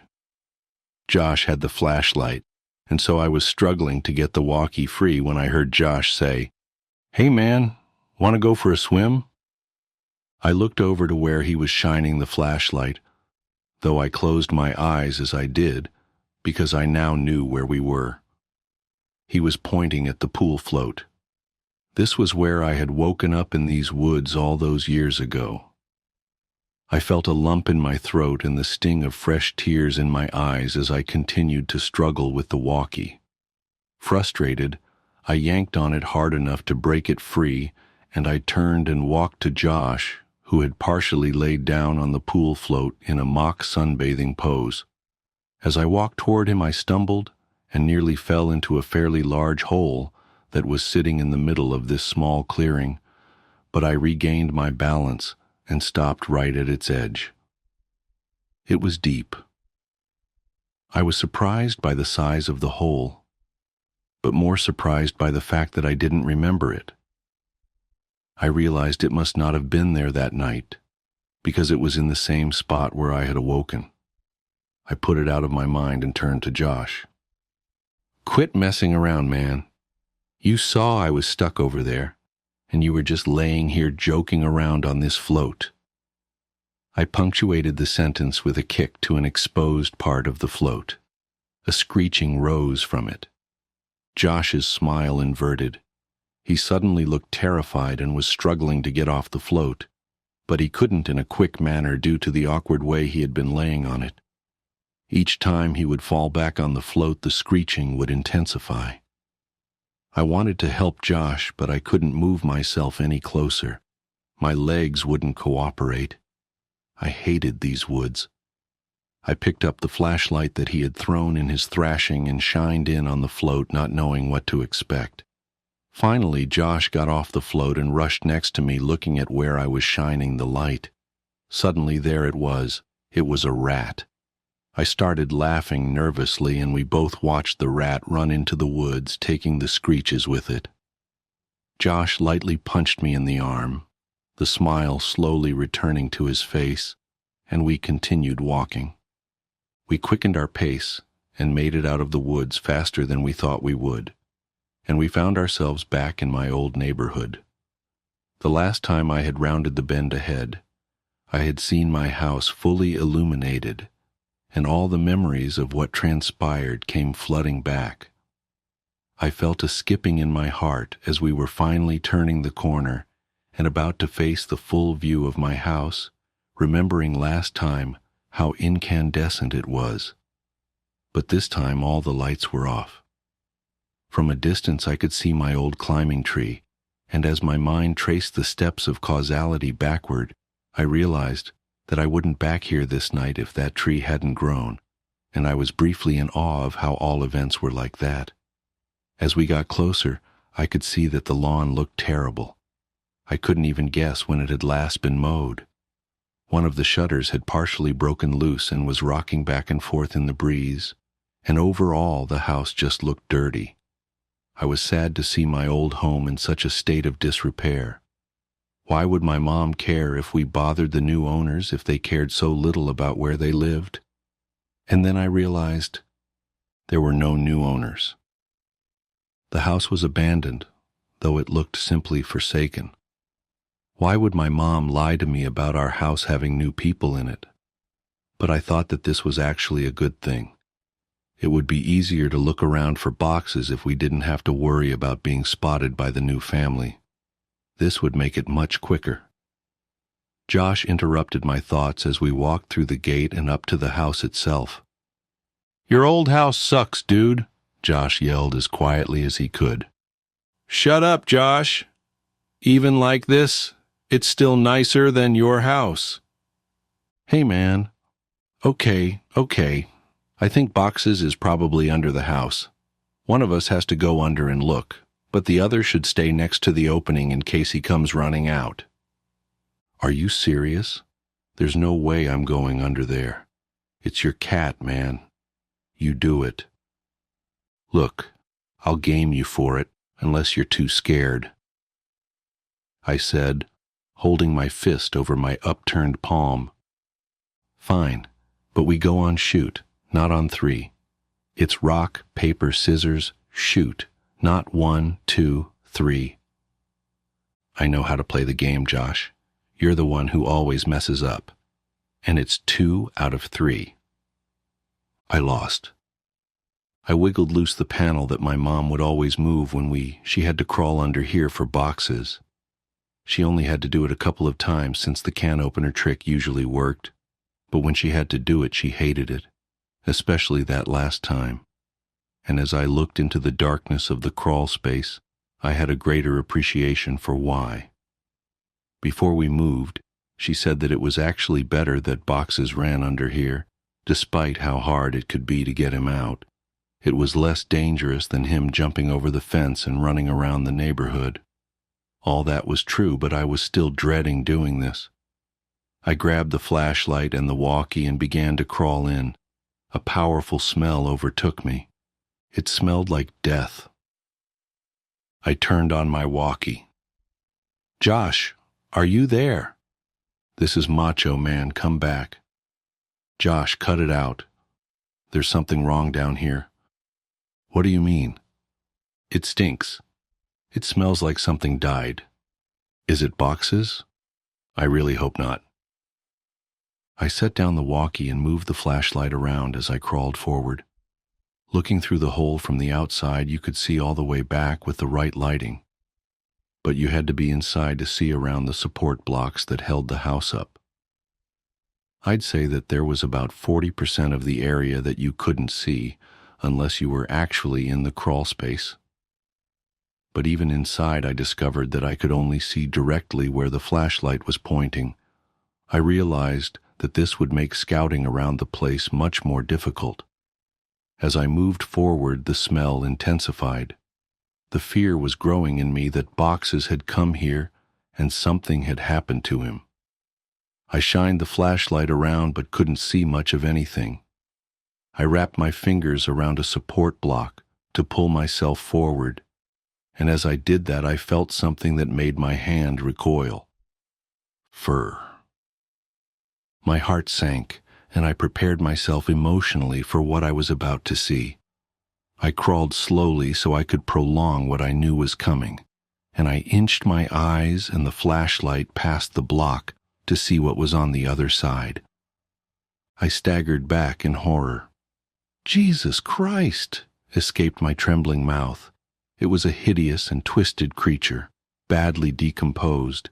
Its skin had rotted away on its face, so the teeth appeared to be enormous, and the smell was unbearable. "What is it? Are you okay? Is it boxes?" I reached for the walkie. No, it's not boxes." "Well, what the hell is it then?" "I don't know." I shined the light on it again and looked at it with less fear in my vision. I chuckled. "It's a raccoon." "Well, keep looking. I'm going to go into the house to see if he might have made it in there somehow." "What?" "Number Josh, don't go in there.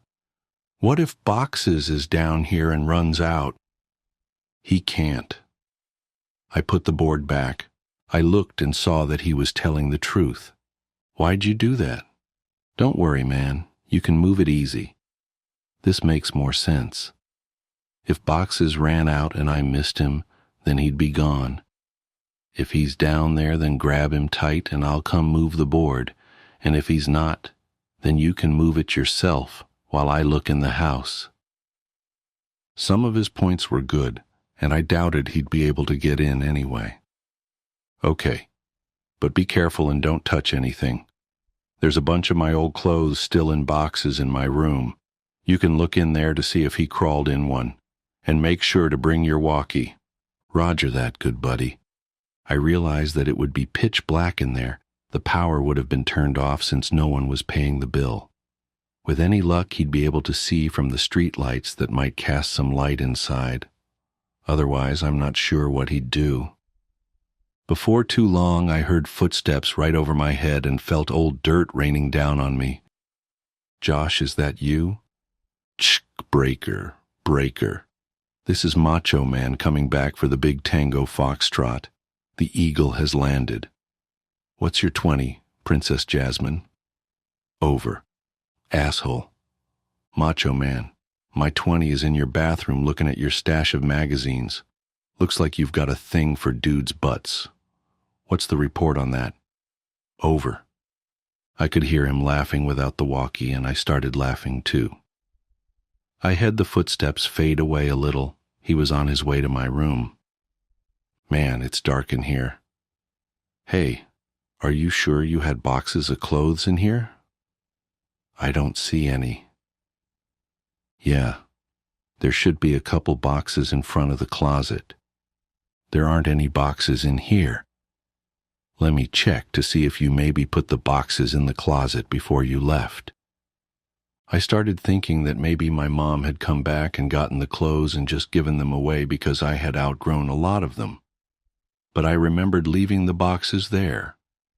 I didn't even have time to close the last one up before we left. While I was waiting for Josh to tell me what he found, I kicked out my leg, which had started falling asleep because of the position I was in, and it hit something. I looked back and saw something really strange. It was a blanket, and all around it there were bowls. I crawled a little closer to it.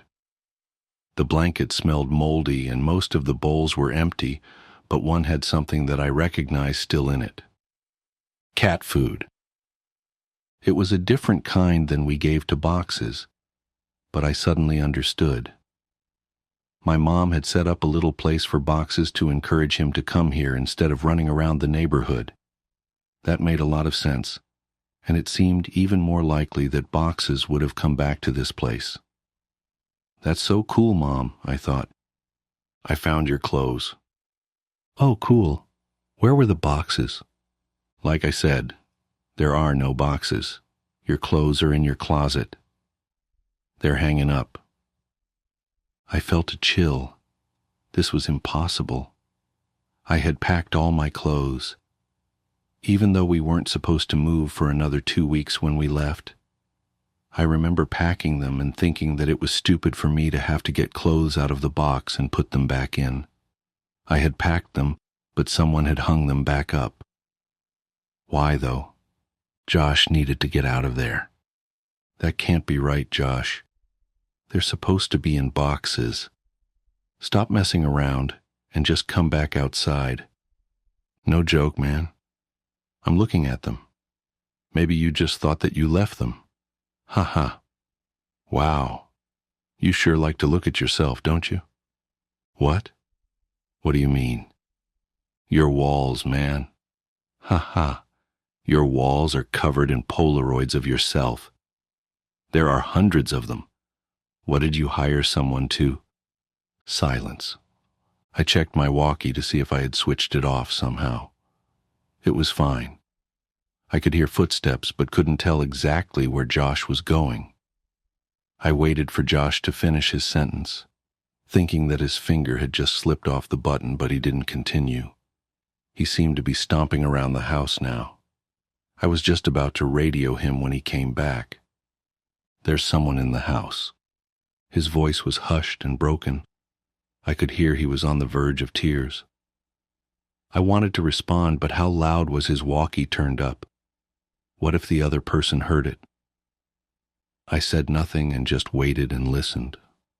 What I heard were footsteps, heavy, dragging footsteps, and then a loud thud.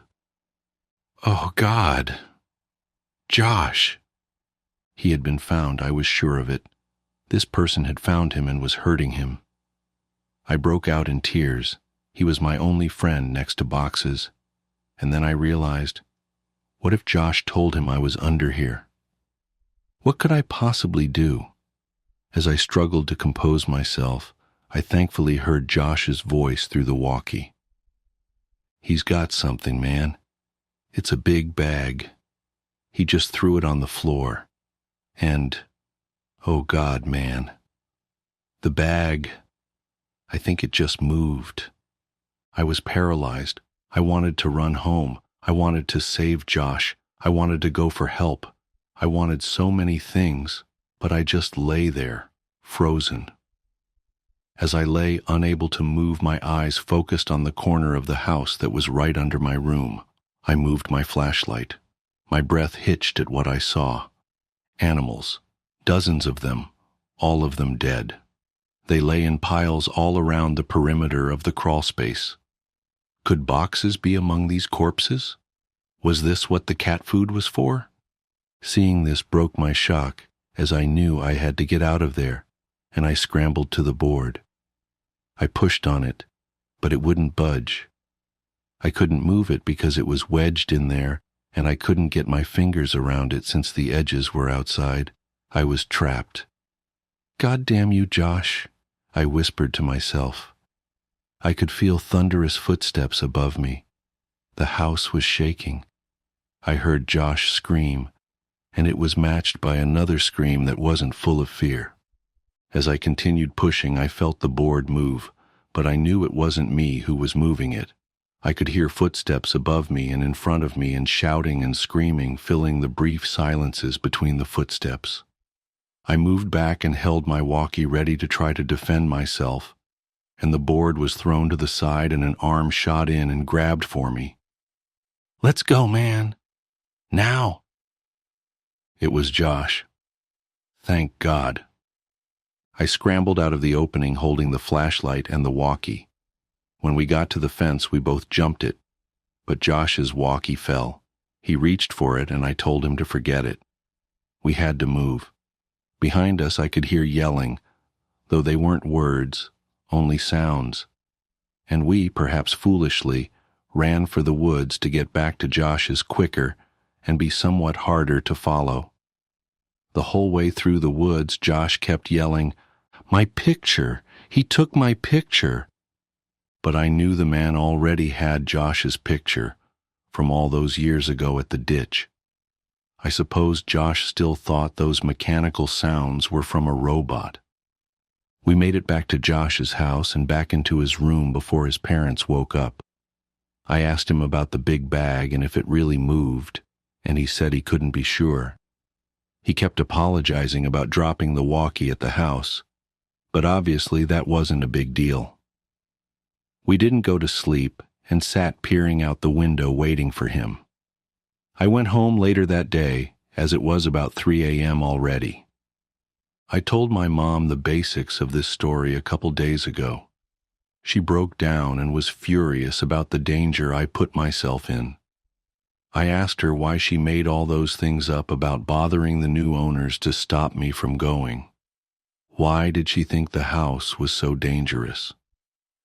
She became irate and hysterical, but she answered my question. She grabbed my hand and squeezed it harder than I thought her capable of, and locked her eyes to mine, whispering as if she was afraid of being overheard. "Because I never put any fucking blankets or bowls under the house for boxes, you weren't the only one to find them." I felt dizzy. I understood so much now. I understood why she had looked so uneasy after she brought boxes out from under the house on our last day there. She found more than spiders or a rat's nest that day. I understood why we left almost 2 weeks early. I understood why she tried to stop me from going back. She knew he made his home under ours, and she kept it from me. I left without saying another word and didn't finish the story for her, but I want to finish it here. For you. I got home from Josh's that day. I threw my stuff on the floor and it scattered everywhere. I didn't care, I just wanted to sleep. I woke up around 9 p.m. to the sound of boxes meowing. My heart leapt. He had finally come home. I was a little sick about the fact that if I had just waited a day, none of the previous night's events would have happened, and I'd have boxes anyway. But that didn't matter. He was back. I got off my bed and called for him, looking around to catch a glint of light off his eyes. The crying continued, and I followed it. It was coming from under the bed. I laughed a little, thinking I had just crawled under a house looking for him, and how this was so much better. His meows were being muffled by a shirt, so I flung it aside and smiled, yelling, "Welcome home, boxes." His cries were coming from my walkie-talkie. Boxes never came home.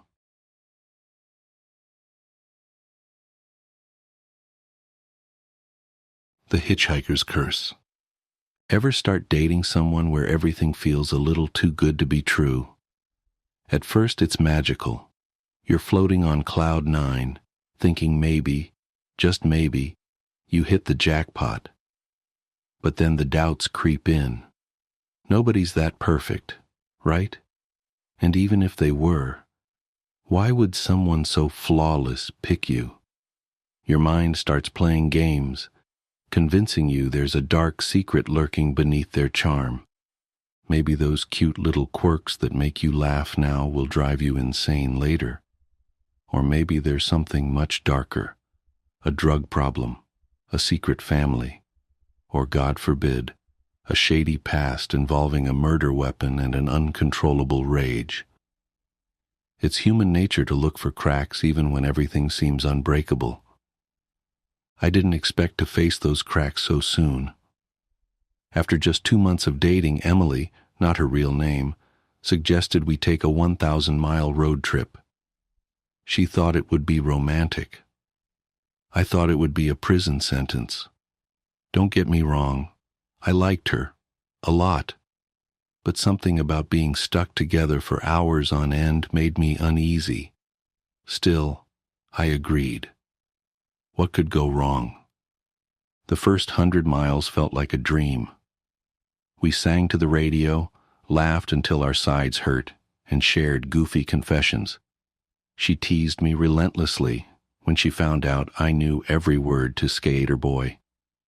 I teased her back for not knowing Bohemian Rhapsody. By all accounts, it was perfect. Then we saw the hitchhiker. Emily spotted him first, a man in a press suit standing by the freeway ramp, waving his thumb like he was hailing a cab. "Let's give him a ride," she said, her hand squeezing mine. I didn't even slow down. "No way, we don't know him. For all we know, he could rob us. Or worse." "He doesn't look dangerous," she replied, peering at him through the side mirror. "He's wearing a suit, for God's sake." "That just means he's already robbed someone," I muttered, gripping the wheel tighter. The guy gave me the creeps. He didn't even have a sign or luggage, just a strained smile and a wild, frantic wave. Emily sighed but let it go. For a while we drove in silence, the tension between us thickening. But then, 20 miles later, we saw him again. The same man. This time his suit was streaked with dirt, and his face looked drawn, almost desperate. Emily noticed him first again. "How is he here already?" she asked, her voice tinged with unease. "I don't know, and I don't care," I snapped. "Let's just keep going." But I did care. My stomach knotted as we passed him, my grip on the wheel tightening. Emily, however, couldn't stop glancing back.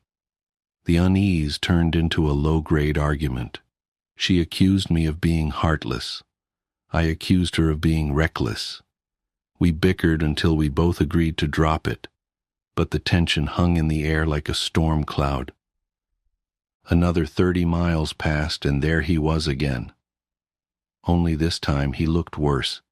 His jacket was gone, his shirt torn, and blood seeped through the fabric over his stomach. He stumbled along the roadside, his movements erratic, almost mechanical. Emily begged me to stop, but my instincts screamed at me to keep going. "We have to help him," she cried, her voice cracking. "No, we don't. Something's wrong here," I said through gritted teeth. She didn't care about my gut feeling. I didn't care about hers. The argument reached a fever pitch when she grabbed the wheel, nearly sending us into the ditch.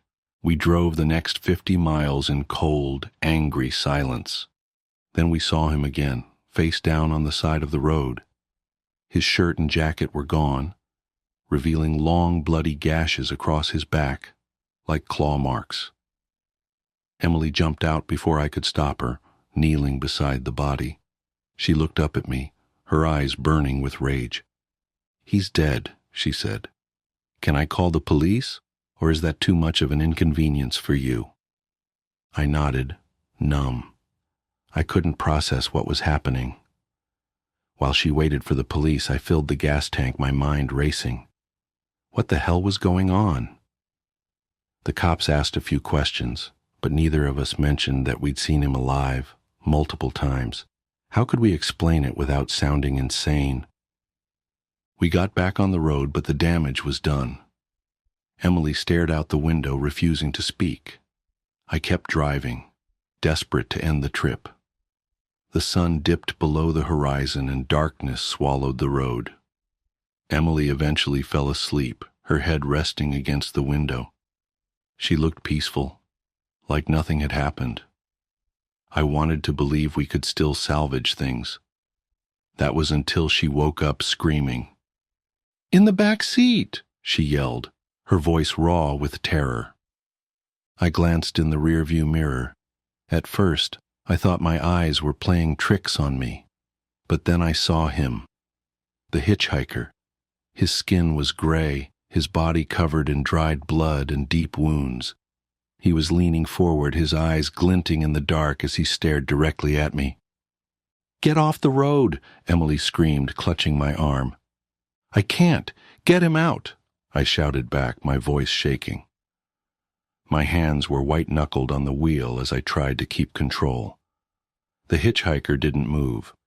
He just cocked his head, almost curiously, like he was studying me. Then he lunged, his filthy hands wrapped around Emily's throat, his fingers sinking into her skin like it was clay. She thrashed, her fists smashing against the windows. I slammed on the brakes, but the car didn't stop fast enough. When I finally flung open the door and ran to the back seat, they were both gone. No hitchhiker, no Emily. Just an empty car streaked with blood and shards of broken glass. I searched for hours, calling her name into the endless night. Nothing. When I finally gave up, I got back in the car, my mind numb. I decided to drive home, to forget this nightmare and pretend none of it ever happened. But then, a few miles down the road, I saw her. Emily, standing by the shoulder, clean, unhurt, smiling, her thumb outstretched in the dim glow of my headlights. Now I'm parked here, writing this. I don't know what to do. If I stop, what happens? If I drive past, will she catch up anyway? One thing's certain. I'm not alone on this road anymore. The anniversary. Something's wrong with the light. I'm standing at the altar of St. Michael's Church, my husband Thomas's hands clasped in mine, and the afternoon sunlight streaming through the stained glass windows isn't moving. It should be shifting, creating slowly sliding patterns of blue and red and gold across the wooden pews. But it's frozen, static, like a photograph. "Margaret," Thomas says, his voice gentle as always, "do you take this man in renewal of your sacred vows?" The words fade into a hollow echo as I stare at his face, his familiar face, lined now with 25 years of laughter and worry and love. But something strange about his eyes. They're the same warm brown they've always been, but there's a depth to them I've never noticed before, like looking down a well and seeing something move in the darkness far below. I've done this before. The thought hits me with such force that I actually sway slightly on my feet. Thomas's grip on my hands tightens, just a fraction, just enough to steady me, just enough to trap me. "Margaret?" he prompts again, still smiling that gentle smile. "Are you all right, dear?" The word catches in my throat as memories begin to surface, like bodies floating up from the bottom of a lake. Hundreds of them, thousands, each one a different version of our marriage, playing out in parallel tracks across 25 years. Making dinner in our first apartment, chopping carrots, noticing a strange metallic taste to the coffee he'd made me that morning, beginning to feel dizzy. Reset. Finding a hidden compartment behind the basement shelves, filled with photographs of women who'd gone missing in the area, my hands shaking as I recognized their faces from the news. Reset. Waking up in the middle of the night to find him standing over our bed, perfectly still, watching me sleep with eyes that reflected the darkness like a cat's. Reset.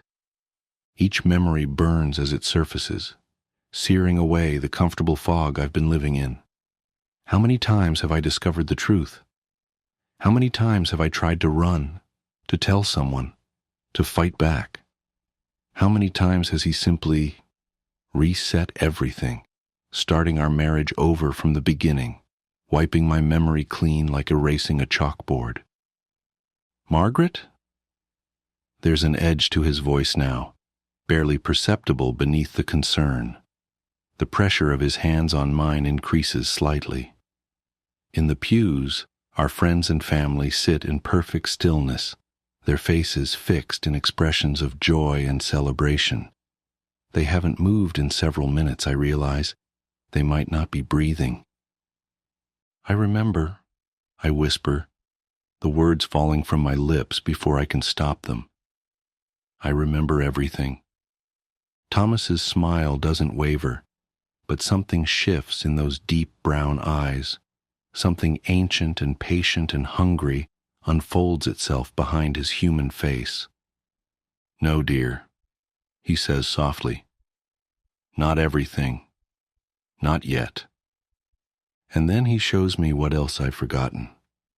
The first time I tried to leave him was 6 months into our marriage. The memory surfaces like a splinter working its way out of skin. I'd found a notebook in his study, hidden behind a row of engineering textbooks. The pages were filled with detailed observations of my daily routine, dating back to 3 years before we'd even met. Every coffee shop I frequented, every jogging route I took, every friend I spent time with. The final entry was a calculation of exactly how long it would take me to accept his proposal. I packed a bag while he was at work, left a note saying I was visiting my sister, and drove straight to the airport. I made it as far as the ticket counter before the fluorescent lights began to flicker, and time slipped, like missing a step on a staircase. When I opened my eyes, I was back in our apartment, making coffee on a sunny morning 6 months into our marriage. The notebook didn't exist. The memory of finding it felt like a dream, growing fainter by the second. But now, standing at the altar 25 years later, I remember that moment with perfect clarity. And I remember what came after. I remember every attempt to escape, every time I gathered evidence, every time I went to the police, every time I tried to warn the other women I'd seen in those photographs. Every single time, reality would shiver and reset, and I'd find myself back in our life together, my memories wiped clean, starting fresh with only a lingering sense of unease that I could never quite place. "How many times?" I ask, my voice barely audible over the oppressive silence of the church. None of our guests have moved. The sunlight remains frozen on the floor. Thomas smiles wider, and for a moment I see something else beneath his face, something with too many teeth. "You know I'm a perfectionist, dear," he says. I wanted to get it exactly right. The first few hundred attempts were messy, but you helped me refine the process. Your escapes became more clever, more creative each time. It was fascinating to watch you work through different strategies, even with your memory wiped clean. Some part of you always knew, I think, always remembered, deep down. He reaches up to brush a strand of hair from my face. His touch is gentle, loving, possessive. This is the first time I've let you keep your memories, he continues. Think of it as an anniversary present. 25 years is silver traditionally, but I thought awareness would be more meaningful. Why? The word comes out as a sob. Why me? Why all of this? Because you're perfect, he says simply. Your mind, your spirit, your determination. Even now, I can see you thinking, planning, looking for a way out. It's beautiful. And I've spent 25 years, well, significantly more than that technically, helping you become even more perfect. He leans closer, his voice dropping to a whisper. Would you like to know how many times we've reached this moment? How many versions of our marriage I've collected and preserved? How many Margarets I've helped evolve and grow through these loops? I try to pull away, but his grip is iron. The church seems to darken around us, the stained glass windows dulling to black. Our audience of friends and family begin to fade like old photographs, revealing their true nature, empty shells, props, memories given form but no substance. The best part, Thomas continues, is that this isn't even the final version. We're going to keep working on it, you and I, making it better, making it perfect.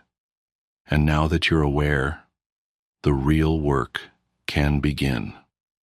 The darkness at the edges of my vision begins to creep inward. I can feel time starting to slip again, reality preparing to reset. But this time it's different. This time, I'll remember. Happy anniversary, my love, Thomas says, and his face splits into something that was never human at all. The darkness swallows us both, and somewhere in the distance, I hear wedding bells begin to toll. I wake up on the morning of my wedding day, 25 years ago. Sunlight streams through the window of my childhood bedroom. My wedding dress hangs on the closet door, pristine and white. I remember everything. And somewhere nearby, my perfect, patient husband-to-be is waiting to begin again. Rather than scream, I smile, because this time I remember all my previous attempts to escape. Every strategy, every failure, every reset. 25 years of experience compressed into perfect clarity. And I have a new plan. This time will be different. This time I'm not running away. This time I'm taking him with me into the void. The vanishing. I used to think time was like a river, always flowing forward, never looking back. Now I know better. Time is more like a noose, and with each loop, it tightens around reality itself, strangling away pieces of existence one by one. It started subtly enough. That Tuesday morning I noticed the same red Volkswagen Beetle pass by my house 3 times in 10 minutes. At first I dismissed it as coincidence. Maybe the driver was lost or looking for an address. But then I saw the license plate. Loop 247. The same plate, same slight dent on the rear bumper, same elderly woman with pearl earrings behind the wheel. I remember standing at my kitchen window, coffee growing cold in my hands, watching that car make its 4th pass.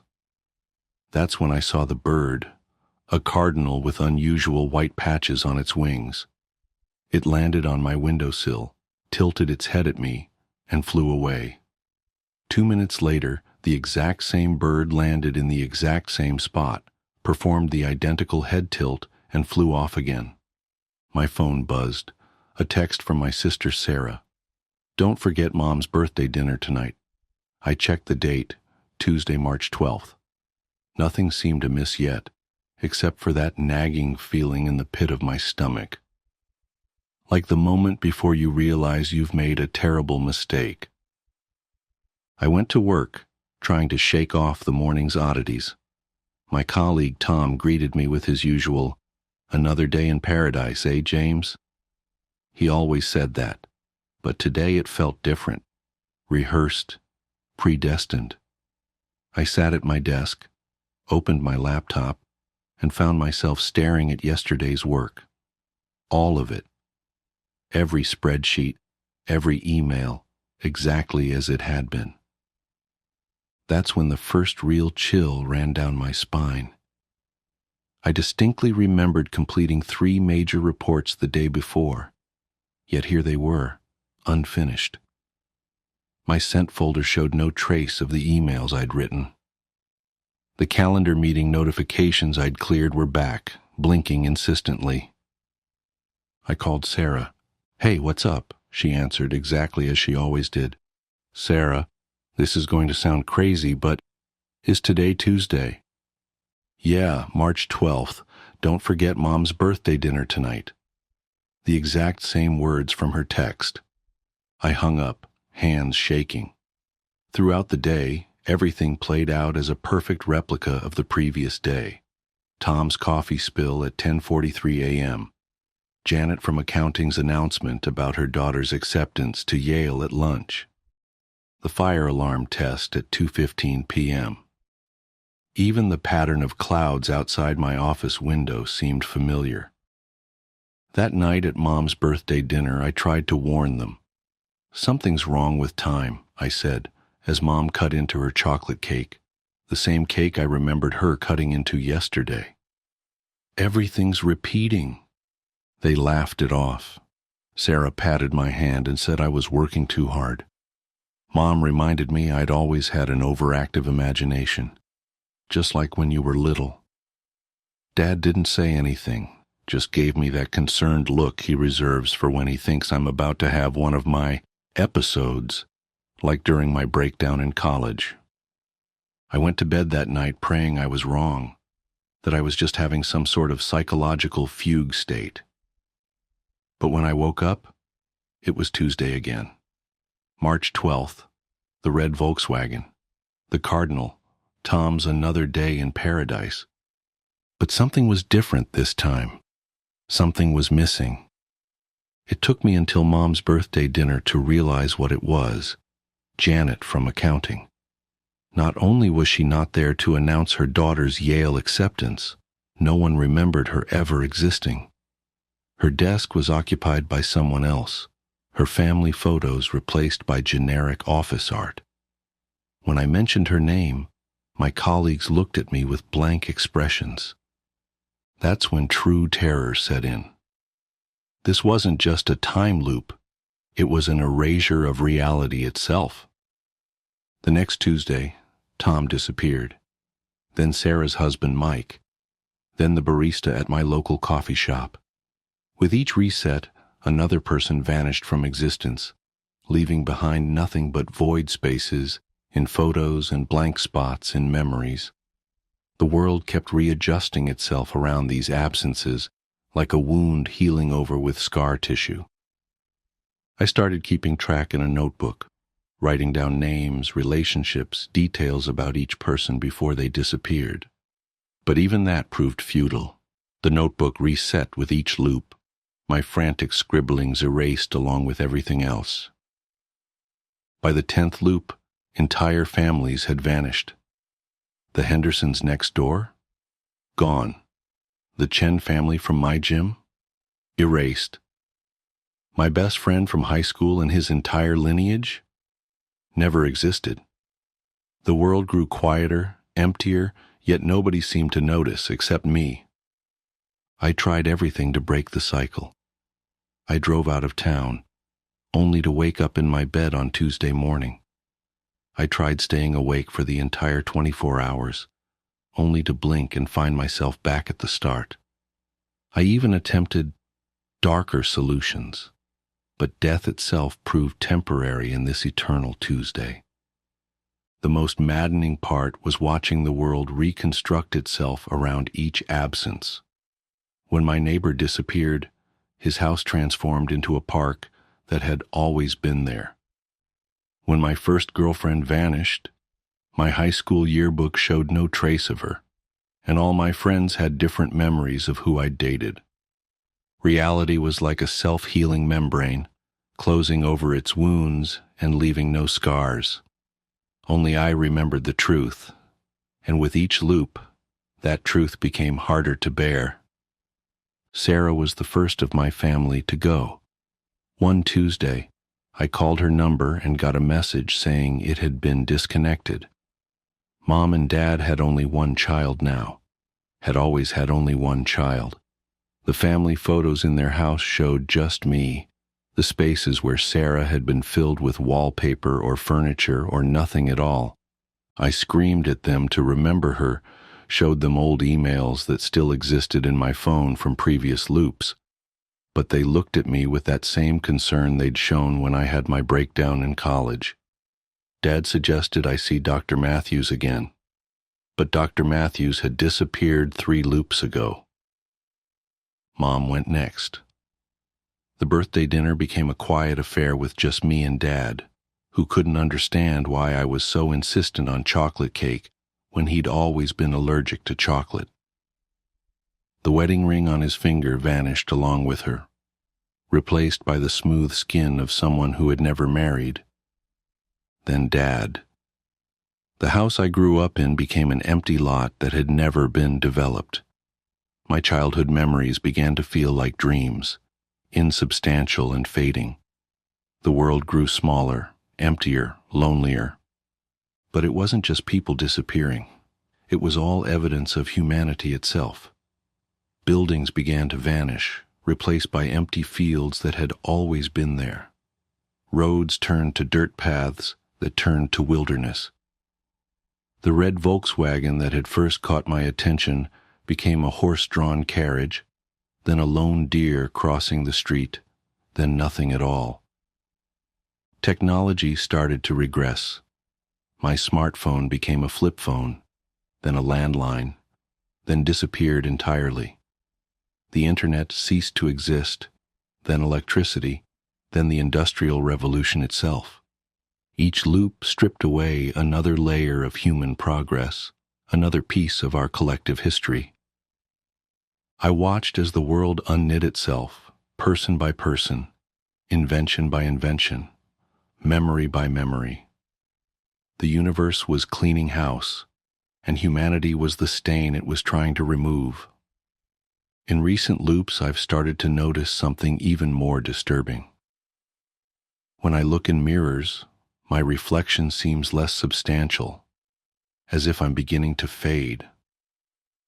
My fingerprints are becoming smoother, my footprints in the mud shallower.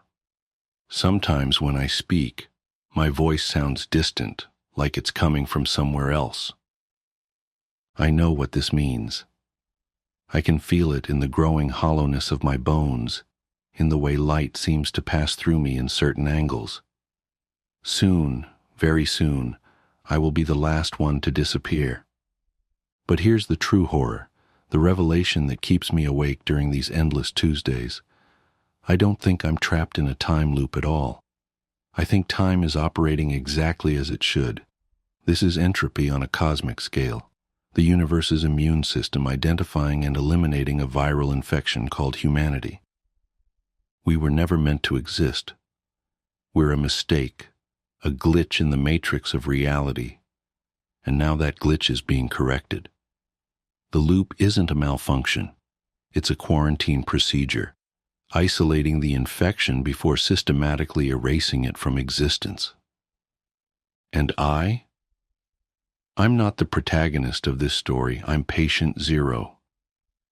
Somehow I became aware of the correction process, and that awareness has made me the focal point of the universe's autoimmune response.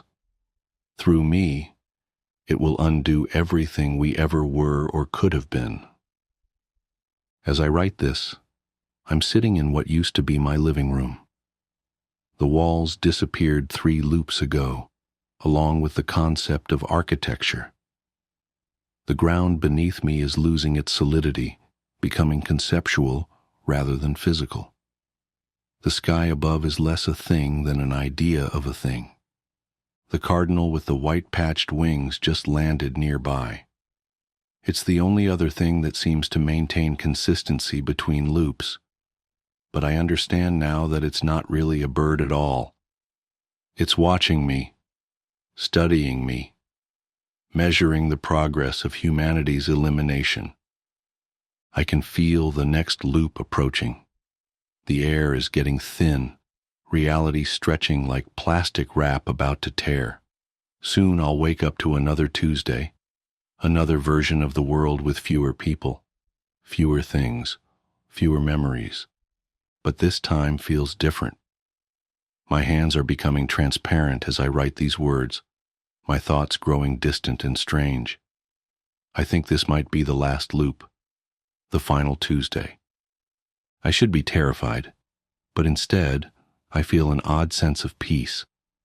Perhaps this was inevitable, the universe's way of hitting Ctrl plus Z on a cosmic mistake. Or perhaps...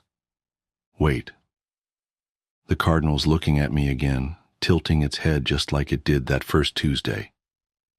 But this time I see something in its eyes, not the blank animal stare I remembered, but something ancient and vast and almost apologetic. And suddenly, I understand. This isn't an erasure at all. It's a reset.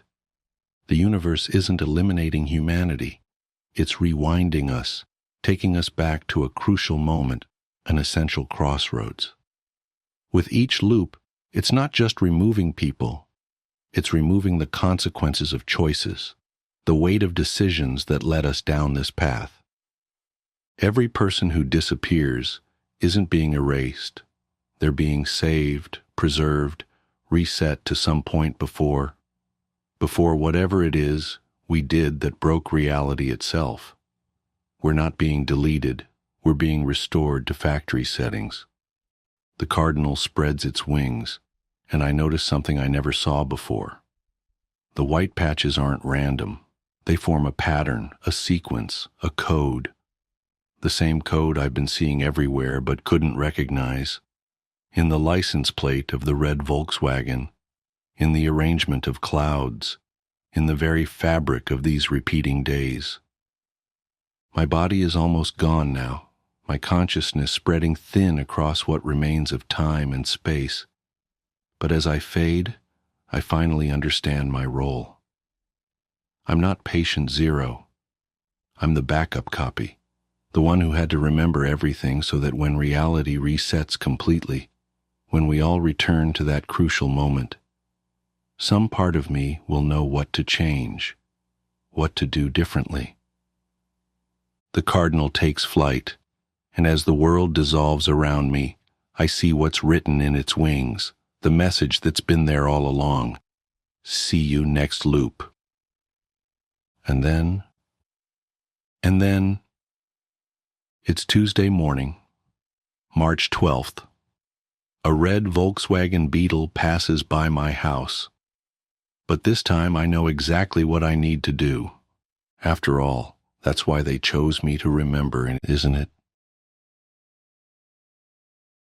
The following statement was found on a USB drive. This document was recovered from a USB drive left in the Millbrook Police Department evidence room, dated October 12, 2024. All attempts to contact the author have been unsuccessful. The original formatting and spelling have been preserved.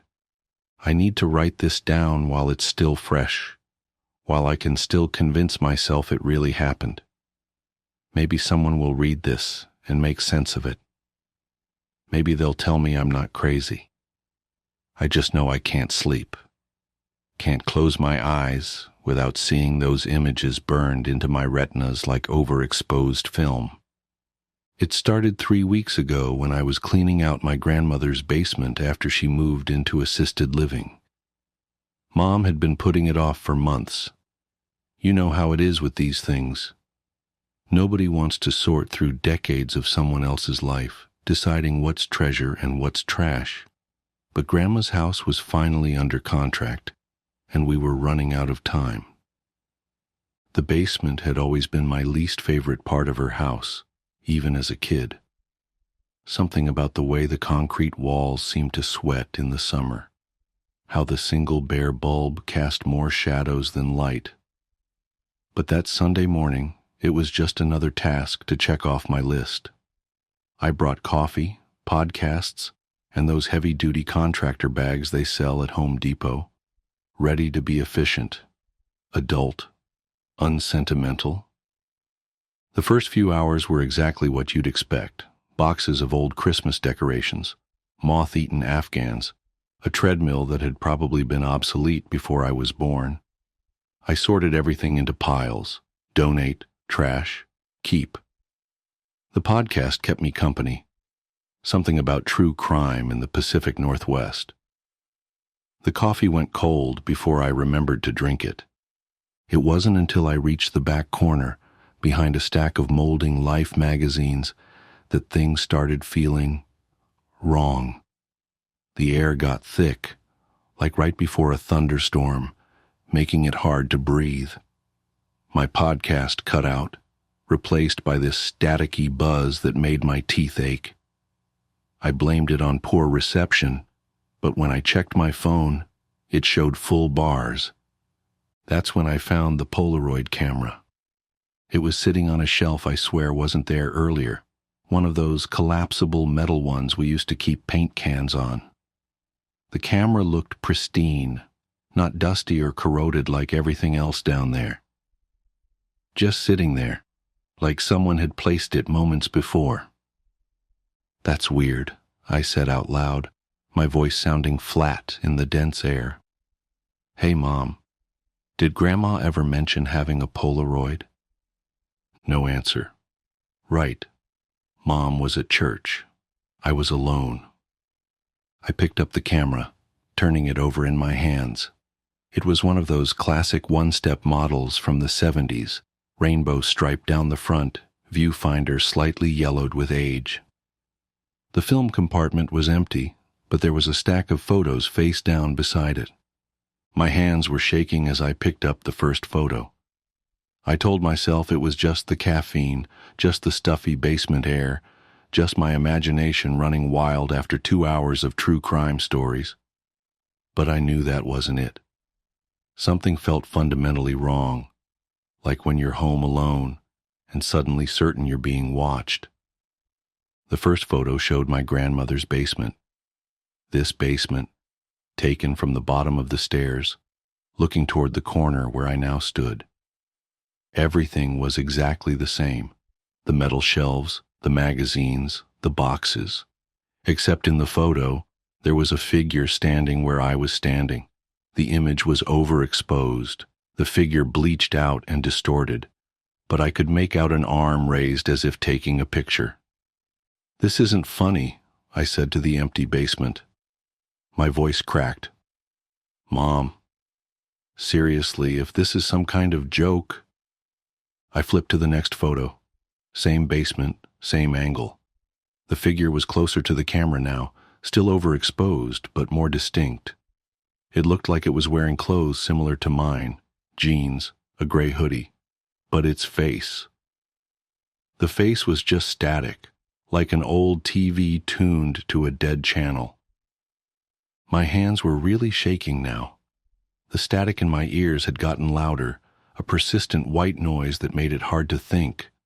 I dropped the photos, watched them scatter across the concrete floor.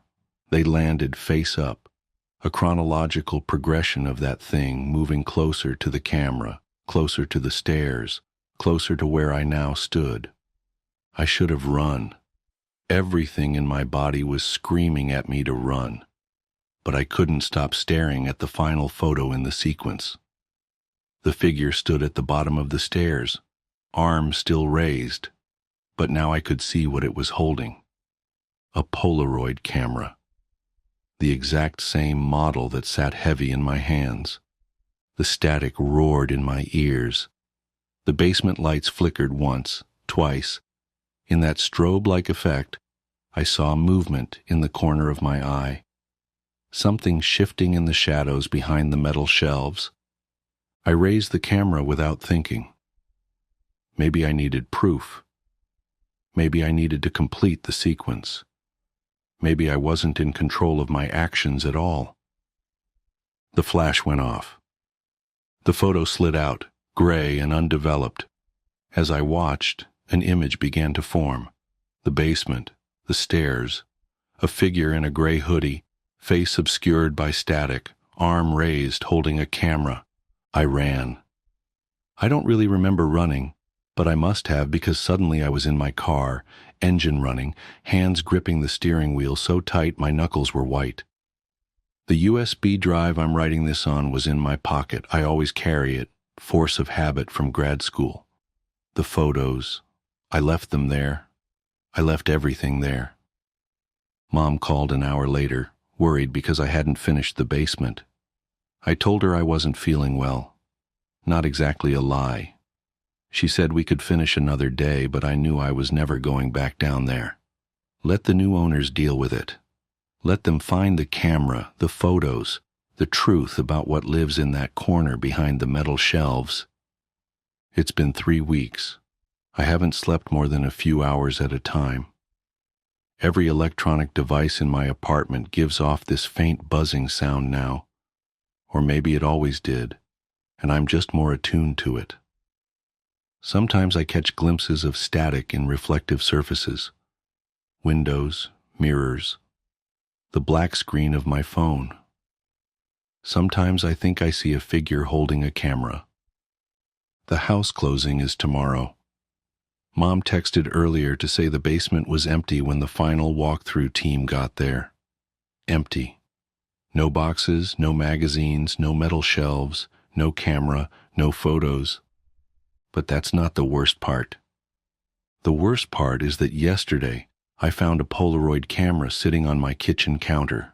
Pristine, rainbow stripe down the front, film compartment empty. Beside it, a single photo lying face down. I haven't looked at it. I won't look at it. But I know what it shows. My apartment taken from the doorway, looking toward where I sit, typing this. A figure in the corner, face obscured by static, arm raised as if taking a picture. The buzzing in my ears is getting louder. I have to go now. Who is on my bed? My story begins with a moment so ordinary that it feels like a cruel twist of fate to think how it all spiraled out of control. I've replayed it in my head countless times, dissecting every second, trying to pinpoint the exact moment when everything crossed into the inexplicable. But the truth is, it wasn't a moment. It was an unraveling, slow and deliberate, like a spider spinning its web around me. It was a late autumn evening, the kind where the chill nips at your face and the smell of wood smoke lingers in the air. My son, Ethan, was 7 at the time, a bright, curious boy who loved bedtime stories as much as he feared the dark. Every night, I would tuck him in, tell him a story, and kiss him good night. It was our ritual, and he clung to it with the stubbornness only children can muster. That night was no different, or so I thought. I pushed open his bedroom door, the faint creak breaking the stillness. The room was bathed in the soft glow of his bedside lamp, casting long shadows that danced on the walls. Ethan was already under his blanket, his small frame a lump beneath the covers. He was smiling, but something about that smile, it wasn't right. It stretched too wide, too stiff, as if it were painted on. "You okay, buddy?" I asked, trying to shake off the uneasy feeling creeping up my spine. He nodded, the grin never faltering. "Daddy, check for monsters under my bed." I chuckled, a half-hearted attempt to mask my unease. It wasn't unusual for Ethan to have these little fears. Kids' imaginations run wild, and checking under the bed was as much a part of our routine as the bedtime story. I got down on my knees, the wooden floor cold against my skin. I lifted the edge of the blanket and peered into the darkness beneath the bed. And that's when I saw him. Ethan, my son, pale, wide-eyed, and trembling. He stared back at me with an expression of pure terror. His voice was barely a whisper, but the words he spoke hit me like a sledgehammer. "Daddy, there's someone on my bed." For a moment, I froze, my brain unable to process what I was seeing, hearing. I glanced back at the bed, where the other Ethan, the thing pretending to be my son, still lay, grinning that awful grin. Everything after that moment is a blur of panic and disbelief. I grabbed the Ethan under the bed and pulled him into my arms, his little body trembling against mine. When I looked back at the bed, it was empty. The thing that had been lying there was gone, as if it had never been there at all. I'd like to say that was the end of it, that I could chalk it up to a hallucination or some twisted trick of my imagination. But it wasn't. It was only the beginning. That night, Ethan slept in my bed, clinging to me like a lifeline. I didn't sleep at all. I kept the lights on and the bedroom door locked, my ears straining for any sound, my eyes darting to every shadow. The house felt different. It was as if the walls themselves were holding their breath, waiting. The next morning, I searched Ethan's room from top to bottom.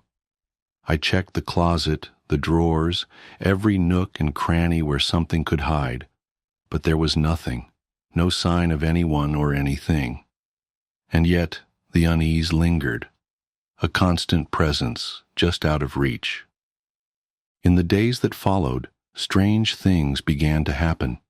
It started small, objects moving from where I'd left them, faint whispers in the dead of night, the sensation of being watched. Ethan grew quieter, more withdrawn. He wouldn't go into his room alone, and he refused to talk about what had happened that night.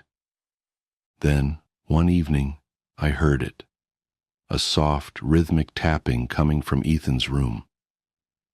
I crept down the hallway, my heart pounding with each step.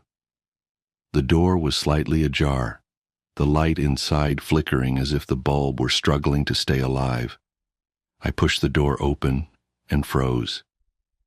Ethan was sitting on the floor, his back to me. He was humming a tune I didn't recognize, low and haunting. In front of him was a row of his toys, arranged in a perfect circle, and in the center of that circle was a single, charred handprint, burned into the wooden floor. When I called out to him, he didn't respond. I had to physically shake him to snap him out of whatever trance he was in. He looked up at me with tears streaming down his face, his voice trembling as he said, "I didn't do it, Daddy. They made me do it." I didn't ask who they were. I didn't want to know. I just wanted to get out of that house, to take my son and run. But where do you run when the thing you're fleeing isn't bound by walls or distance? I wish I could say I found the answer. I wish I could say we escaped. But the truth is, we're still here. The whispers haven't stopped. The shadows haven't left. And every night when I tuck Ethan into bed, I can't shake the feeling that I'm being watched, that something is waiting, just out of sight, wearing a smile that doesn't belong. I've tried everything: priests, paranormal investigators, even moving to a new house. But it doesn't matter. Whatever it is, it's not tied to a place. It's tied to us, to Ethan. So now I'm writing this down, not as a cry for help, I've long since given up on that, but as a warning. If you ever hear that soft, rhythmic tapping in the dead of night, or see a smile that stretches too wide, don't look, don't investigate, just run, and pray that it doesn't follow you. The traffic stop. Officer David James had worked the graveyard shift along Route 43 for nearly 7 years. The stretch of highway cutting through dense pine forest was notorious for drunk drivers, especially after midnight. But in all his years of service, he'd never encountered anything quite like what happened on that moonless October night. The first peculiarity was the silence. Usually the night hummed with crickets and the occasional hoot of a barred owl. But as James's cruiser idled at the turnout near mile marker 217, an unnatural stillness pressed against his eardrums. Even the wind seemed to have abandoned the pines. His radar gun registered a black sedan doing 62 in a 55. As the car passed, James noticed the passenger side taillight was out. A routine stop, the kind he'd done thousands of times before. He flicked on his lights and pulled out behind the vehicle. The sedan took longer than usual to respond, continuing for almost half a mile before finally pulling onto the shoulder. James approached with his flashlight beam cutting through the darkness, noting how the black paint seemed to absorb the light rather than reflect it. The windows were tinted, but within legal limits. "License and registration," James said, keeping his voice steady despite an inexplicable urge to turn and run. The driver's window descended with painful slowness, releasing a blast of cold air that made James's eyes water. The interior smelled of wet earth and something else, something chemical and medicinal, that reminded him of his father's last days in the hospital. The driver was a middle-aged man in a charcoal suit. His skin had an odd, waxy quality under the flashlight beam, but his license photo was a perfect match.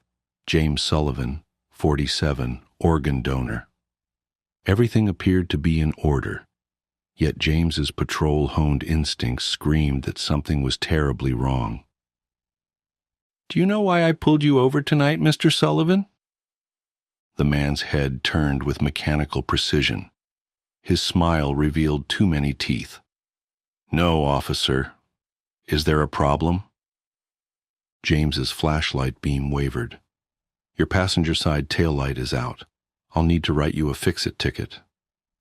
"That's impossible," Sullivan replied, his smile unchanging. "I just had them checked last week." The conversation continued with the same surreal quality, everything technically correct but fundamentally wrong, like a photo negative of reality. James wrote the ticket with trembling hands, his pen leaving dark grooves in the paper. As he handed over the citation, Sullivan's fingers brushed against his. They were ice cold and slightly tacky, like leather left out in the rain. "Have a good night, Officer James," Sullivan said, though James hadn't given his name. James hurried back to his cruiser, fighting the urge to wipe his hand on his uniform. As he watched the sedan pull away, its functioning taillights blazed an impossible crimson in the darkness. Wait. Both taillights were working perfectly. James's radio crackled to life, making him jump. Dispatch wanted him to run the plates. Standard procedure. He called them in, his mouth dry. The response came back garbled at first, forcing the dispatcher to repeat herself. "Unit 417, be advised. That vehicle was reported totaled in 2014, impounded and scrapped following a fatal accident. The registered owner, James Sullivan, was declared dead at the scene." James's blood turned to ice water in his veins. He immediately hit his lights and sirens, accelerating after the sedan. But the highway ahead was empty in both directions. The black car had vanished. Back at the station, James's supervisor called him into his office. "We need to talk about what happened tonight." "I know how it sounds," James began, but the sergeant held up a hand. "We pulled your dash cam footage." The older man's face was grave. "David, there was no car." James watched in horror as the video played on the sergeant's computer. It showed his cruiser pulling over on the empty highway. The camera captured him walking out into the darkness, standing still for 12 minutes while apparently speaking to thin air. His flashlight beam illuminated nothing but swirling mist and empty asphalt. That was 3 weeks ago. James hasn't returned to work since that night.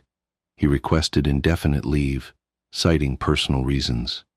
But the truth is, he can't bring himself to drive that stretch of Route 43 again. Not after what he discovered during his obsessive research into the accident that claimed James Sullivan's life. The papers called it a tragic drunk driving incident. Sullivan had been heading home from a late meeting when his sedan veered off the road near mile marker 217. The car flipped several times before coming to rest against a stand of pines. Sullivan was partially ejected through the windshield. He remained conscious long enough to give a statement to the first officer on scene. The responding officer that night? A rookie named David James, working his very first graveyard shift. In his incident report, James wrote that Sullivan kept apologizing, saying he should have noticed his taillight was out. The report also noted that James had tried to comfort the dying man, promising to stay with him until the ambulance arrived. But James has no memory of that night. None at all. The first year of his service is a complete blank in his mind, as if something reached in and carefully excised those memories, leaving behind nothing but shadows and the lingering scent of wet earth.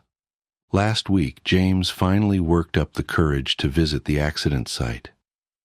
The old skid marks have long since faded, and new saplings have begun to reclaim the small clearing where Sullivan's car came to rest.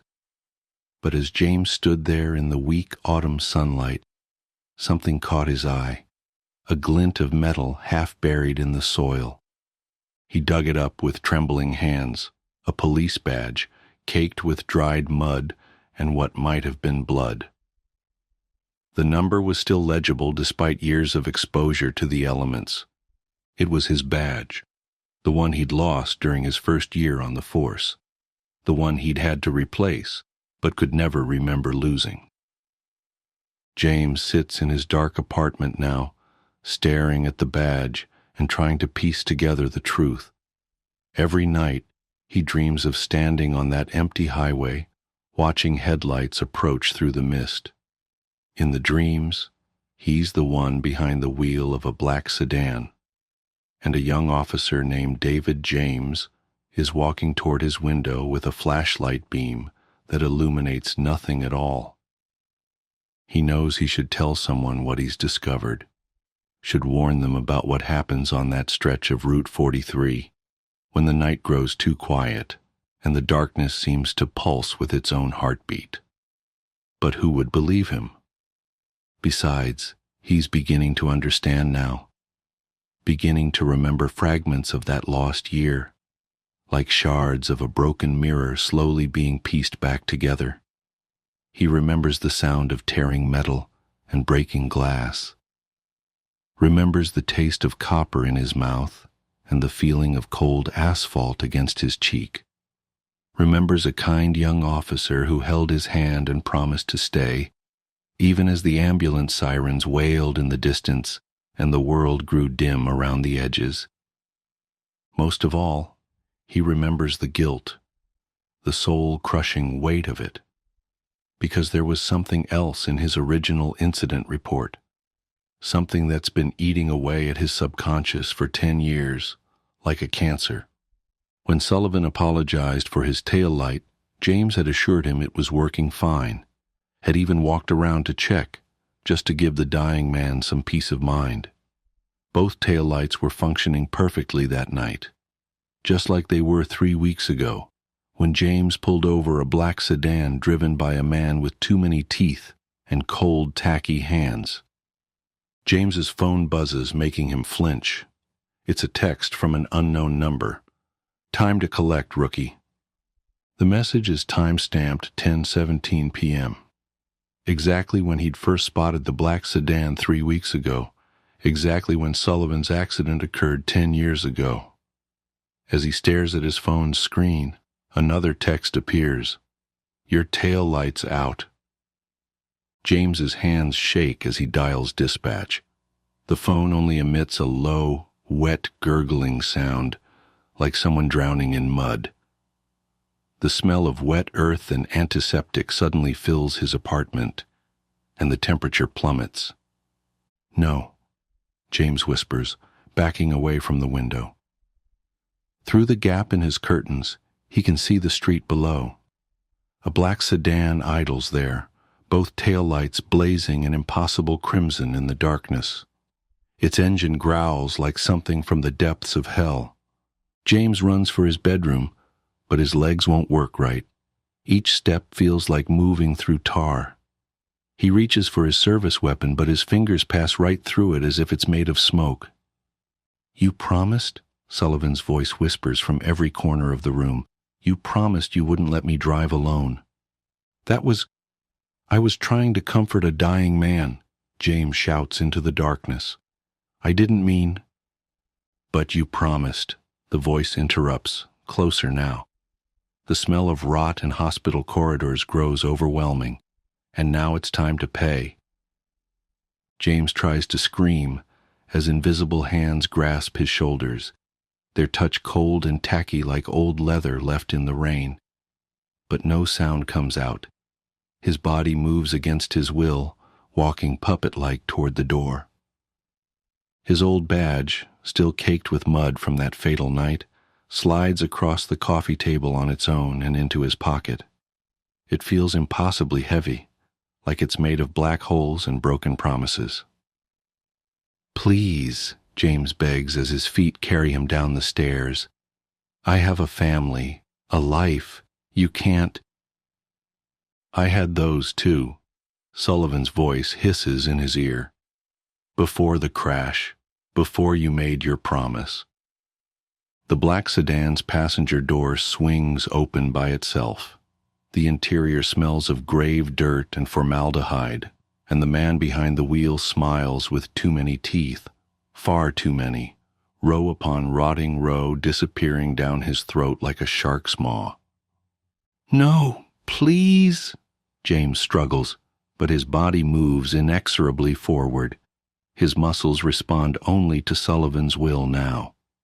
"Someone help me." "Nobody can hear you," Sullivan says, his leather-textured fingers drumming on the steering wheel. "Nobody could hear me that night either. Just you. Just the rookie who promised to stay." James's body slides into the passenger seat against his will, his old mud-stained badge burning cold in his pocket like a chunk of ice. "How long?" he manages to whisper. Sullivan's impossible smile widens. "Forever, partner. We have so many more traffic stops to make." The sedan pulls away from the curb, its taillights cutting bloody swaths through the darkness.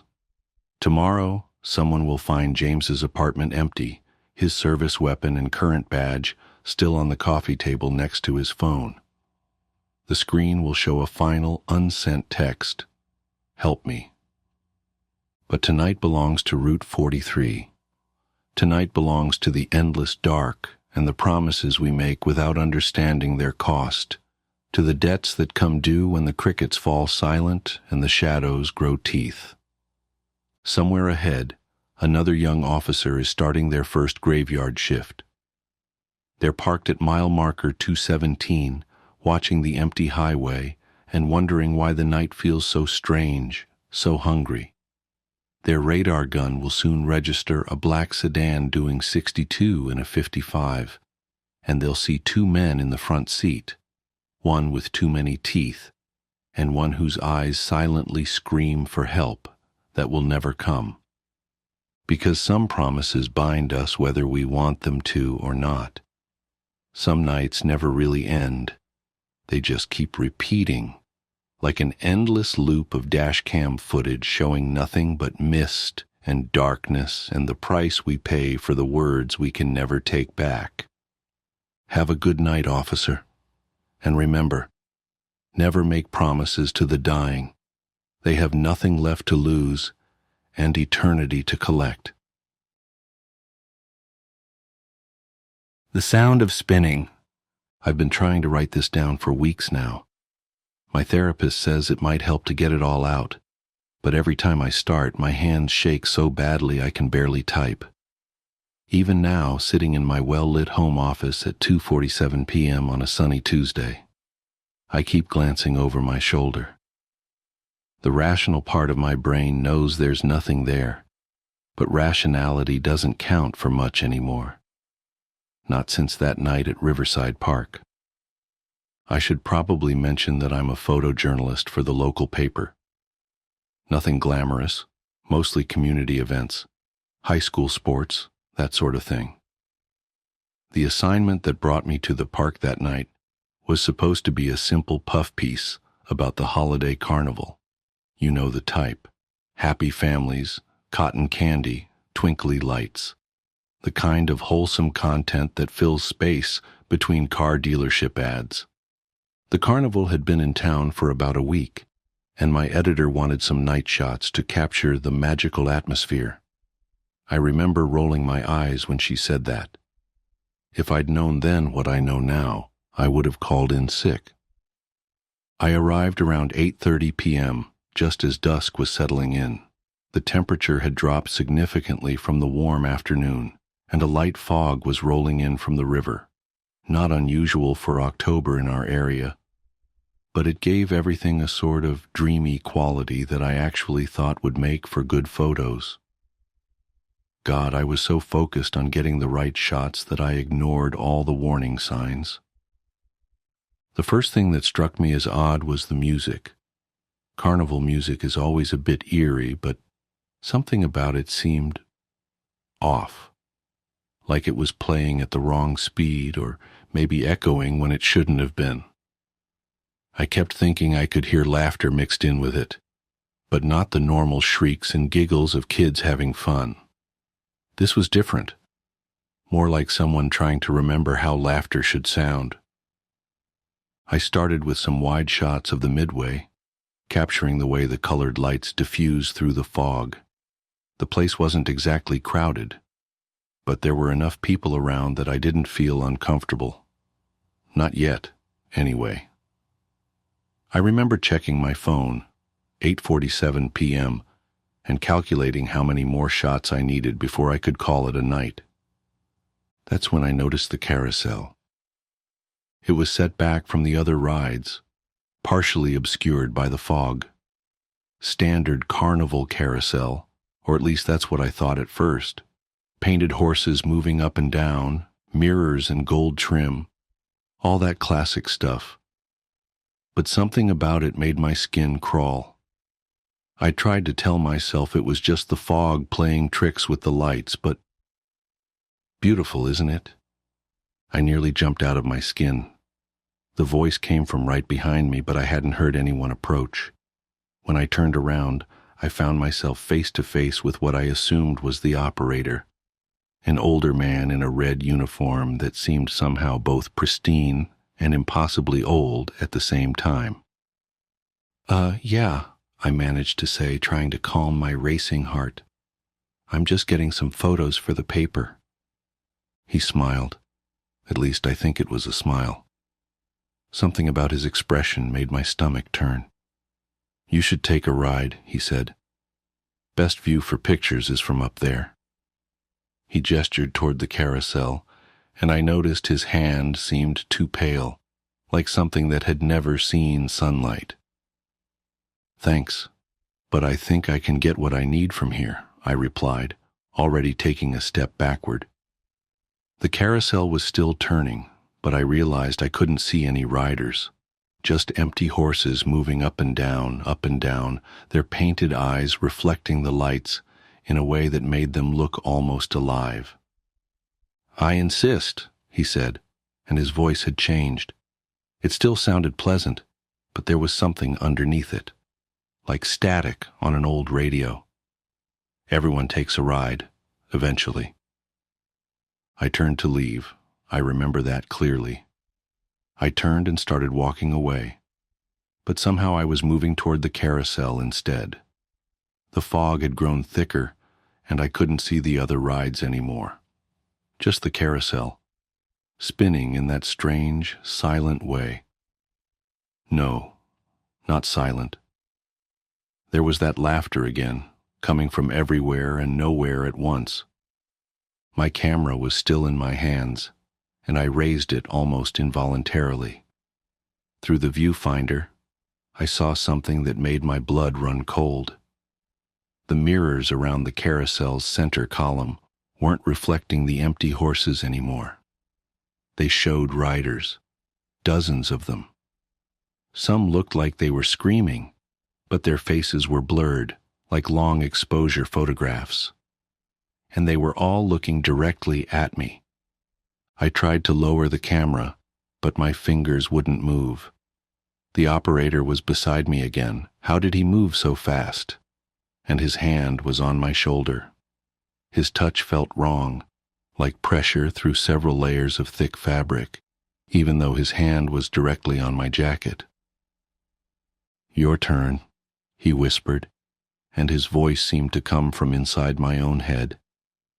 "Everyone rides. Eventually." What happened next is confused. I remember the cold. God, it was so cold. The kind of cold that burns. The carousel was moving faster now, but also somehow in slow motion. The horses' painted eyes were following me, their frozen expressions twisting into something else, something hungry. That horrible laughter was getting louder, and I could smell something that reminded me of old pennies and burnt sugar. I don't know how I got away. I have a vague memory of running, of my feet slipping on wet grass, of my camera swinging wildly from its strap. I remember reaching for my phone and seeing that it was 11:23 p.m. Impossible. I'd only been there for a few minutes, hadn't I? When I finally made it to my car, I sat there shaking for what felt like hours, watching the fog swirl in my headlights. I could still hear that music, faint but persistent, even with all the windows rolled up. The next morning, I convinced myself I'd imagined it all.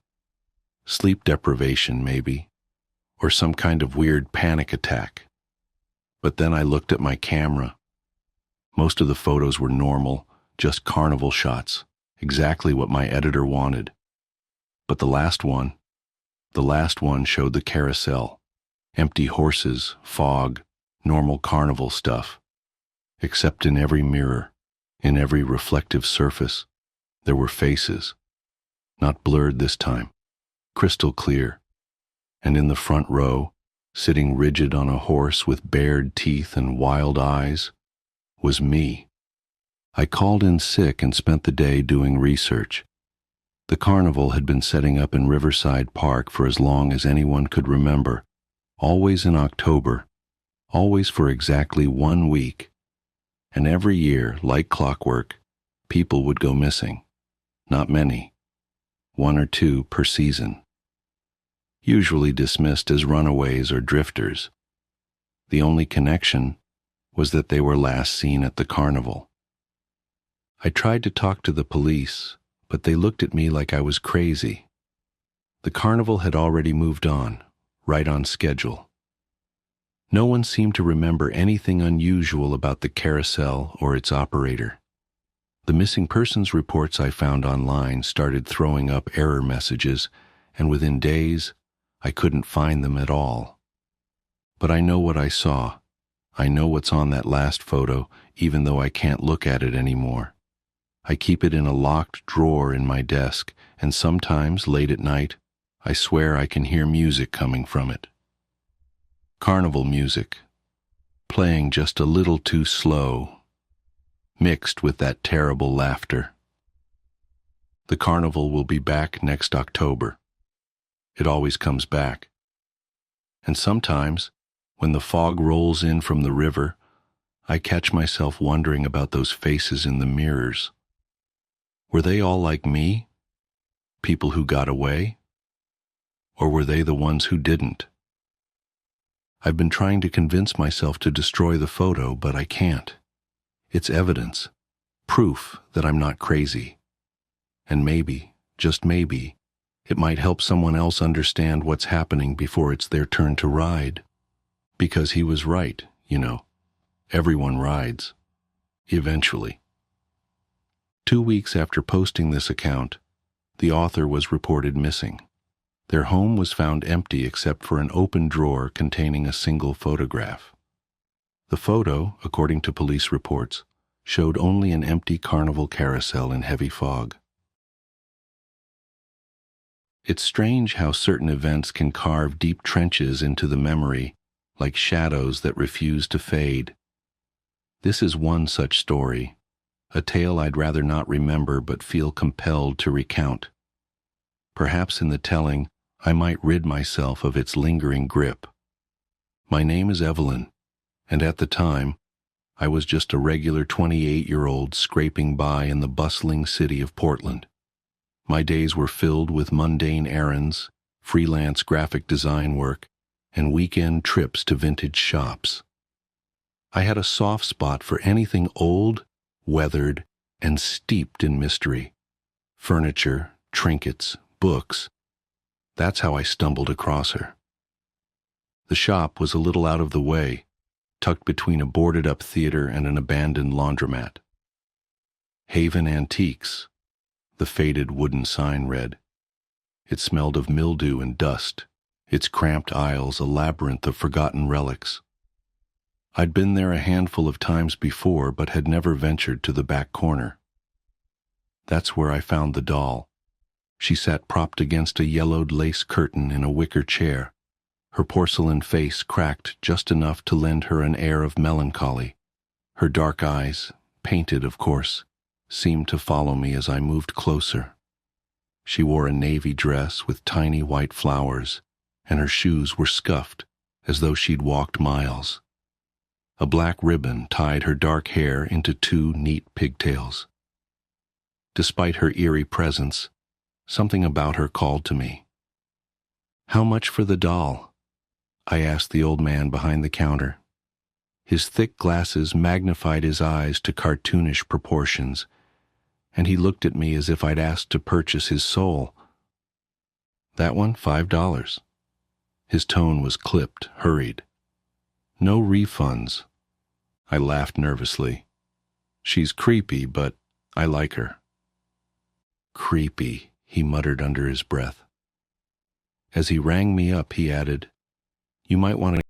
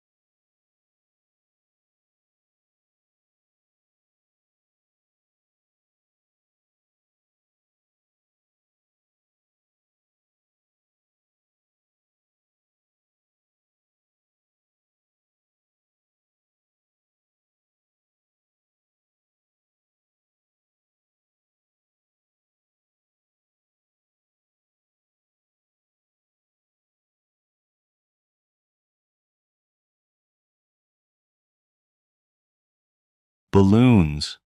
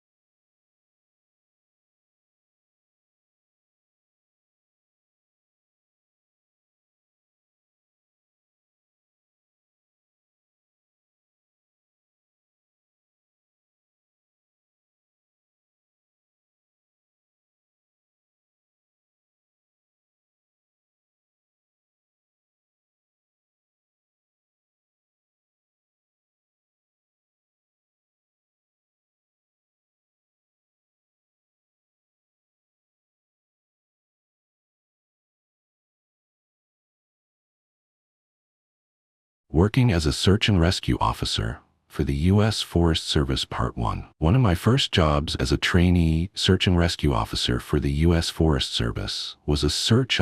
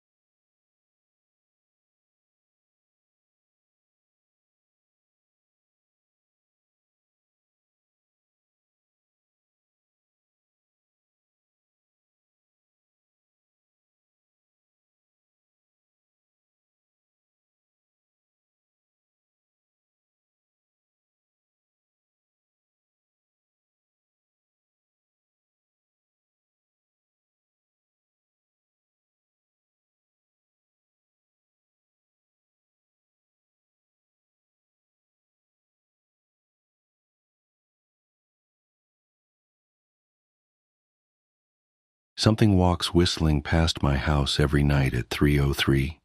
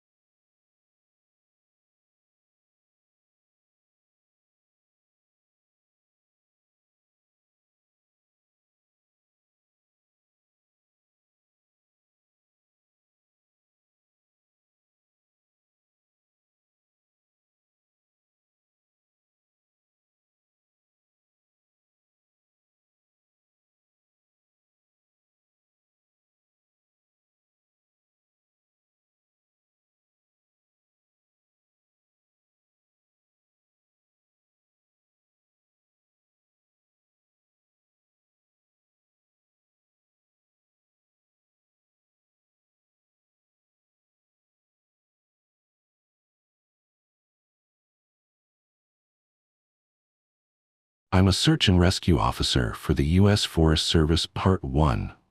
I wasn't sure where else to post these stories, so I figured I'd share them here. I've been in